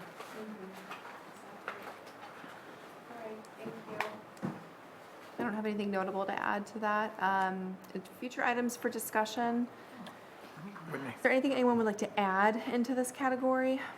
I think we are going to try to talk about, discuss individual select board members' initiatives at our next meeting. Like Jen said, we met with the Family Center today. I don't know if we'll be ready for an update by the next meeting. Then should we add office hours discussion? We can. I can add that in. Sure. Anything else anyone want to add? Parking lot? Not right now. Oh, the only suggestion next meeting, I know we're talking about this, is maybe we might need a little bit longer for public comment at Pine Valley, just FYI. That's plan in good. general. Good point. Yeah. Okay. Why is it going to be long? Just more resident might be there talking wanna and want to talk to Oh, us. If it's I at see. Pine Valley. So if we just plan, Public comment. like your agenda, when you're doing your agenda, just Yeah. plan for that worst That's case good. scenario. Good idea. Yeah. I think we have it limited to 10 minutes. But we 20. can I'm have just, it long. yeah, throwing it out there. Right. But that's a good point. If 20 people sign up, be prepared, have space. Because we can extend it. Yeah. Yeah. That's a good point. All right. Yes, Yes, Steve. Steve. I just wanted to back up for a second. Jen said something that reminded me of a comment I wanted to make about my meeting with Tony Morales. Sure. When Jen said that some of our events are starting to hit the area newsletters, that was one thing that Tony was very clear to me about, was that people are beginning to talk about Belchertown outside of Belchertown. And he said that's very encouraging to hear that. People are starting to say, you know, oh, let's go to Belchertown this weekend. So that's a big shift.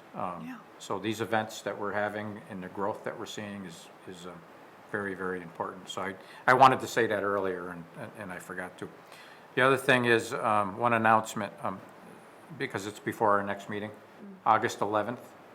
If you haven't already received an invite, you will. 8:30 a.m., there's a swearing-in ceremony at the fire department for a new member. Yeah, that was sent out. Okay.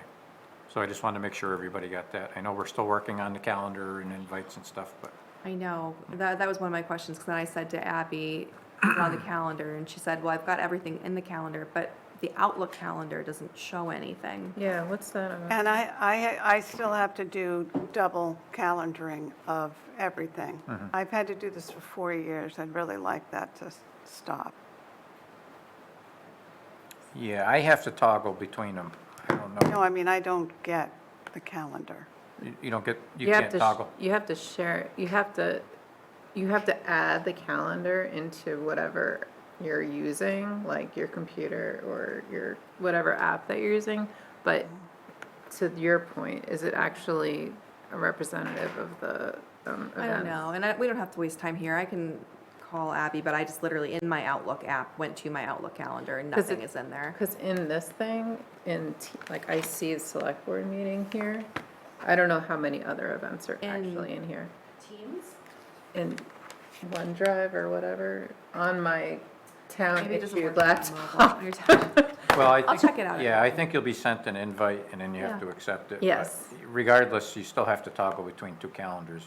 Oh, wait, fire, it's in there. Fire Is it? department swearing in. Okay, so it's Yeah, just not National going to Night the Out Outlook. isn't though, like, so like, you know, we should, Yeah. you know, like, anyways. So I Yeah. just want you to know, I have the calendar. It's not populated. I don't think it works in the app. That's what I was just saying. My app doesn't Oh. work. It's not working in the apps. Yeah, so But if it works on the everything, desktop, that's good. everything that I get, I literally have to put in to a Okay. separate calendar. Yeah, so mine doesn't work on my app either. That is That's a bummer. problem. I don't know why. It'd be really helpful there's a way. to have it Yeah, work there. it's because of the Outlook. It's a software thing, it's not a Yeah, app. but there's a way to do it, because my husband shares his Outlook Yeah. from work to me, and I can see it on my Okay. phone. So there is a way to do it. I'm So, just yeah. saying, there is a technological Sure. solution. All right, So maybe Kevin could help us to out get them with to that. sync. Yeah. All right, if there are no other items, then questions from the press? Any questions? Okay, thank you. Thanks for hanging in there with us. Motion, oh, I do have one question for the press. There was in the Sentinel, there was a whole write-up that was wrong. Is there a way to get that corrected so the No, public? she already answered that, Okay. actually, on the socials, I right, don't Melina? do socials, so people reach. Yeah, thank you for bringing that up. Yes, that is going to be corrected. It was an issue with InDesign. So it actually cut off part of the article, stitched in a different article entirely. So sorry about that. That's going to be fixed. Yeah, so, and I just, put out my contact information for folks, and I'll reiterate again, if anyone ever needs anything, they're more than welcome to contact me, and reach out, because I'm more than happy to take, comments, concerns, complaints, questions, the rare compliment, and help out wherever I can. So I did have a couple folks reach out about that, and I really appreciate people understanding that despite the fact that it might not seem that we are human, so mistakes happen, but we'll get that fixed up. Thank you. Thank you. Thanks, Melina. Okay, Motion to adjourn. No, I'm going to make the motion, because you've made all the motions tonight. So I make a motion to adjourn. can you actually do that in Robert's rules? Just do motions though. Oh, you made a motion? Nobody Made a motion, no one seconded seconded either it, one and of then them. Lisa said she wants to make a Oh, motion. if nobody seconded Second. it, then yeah, that's fine.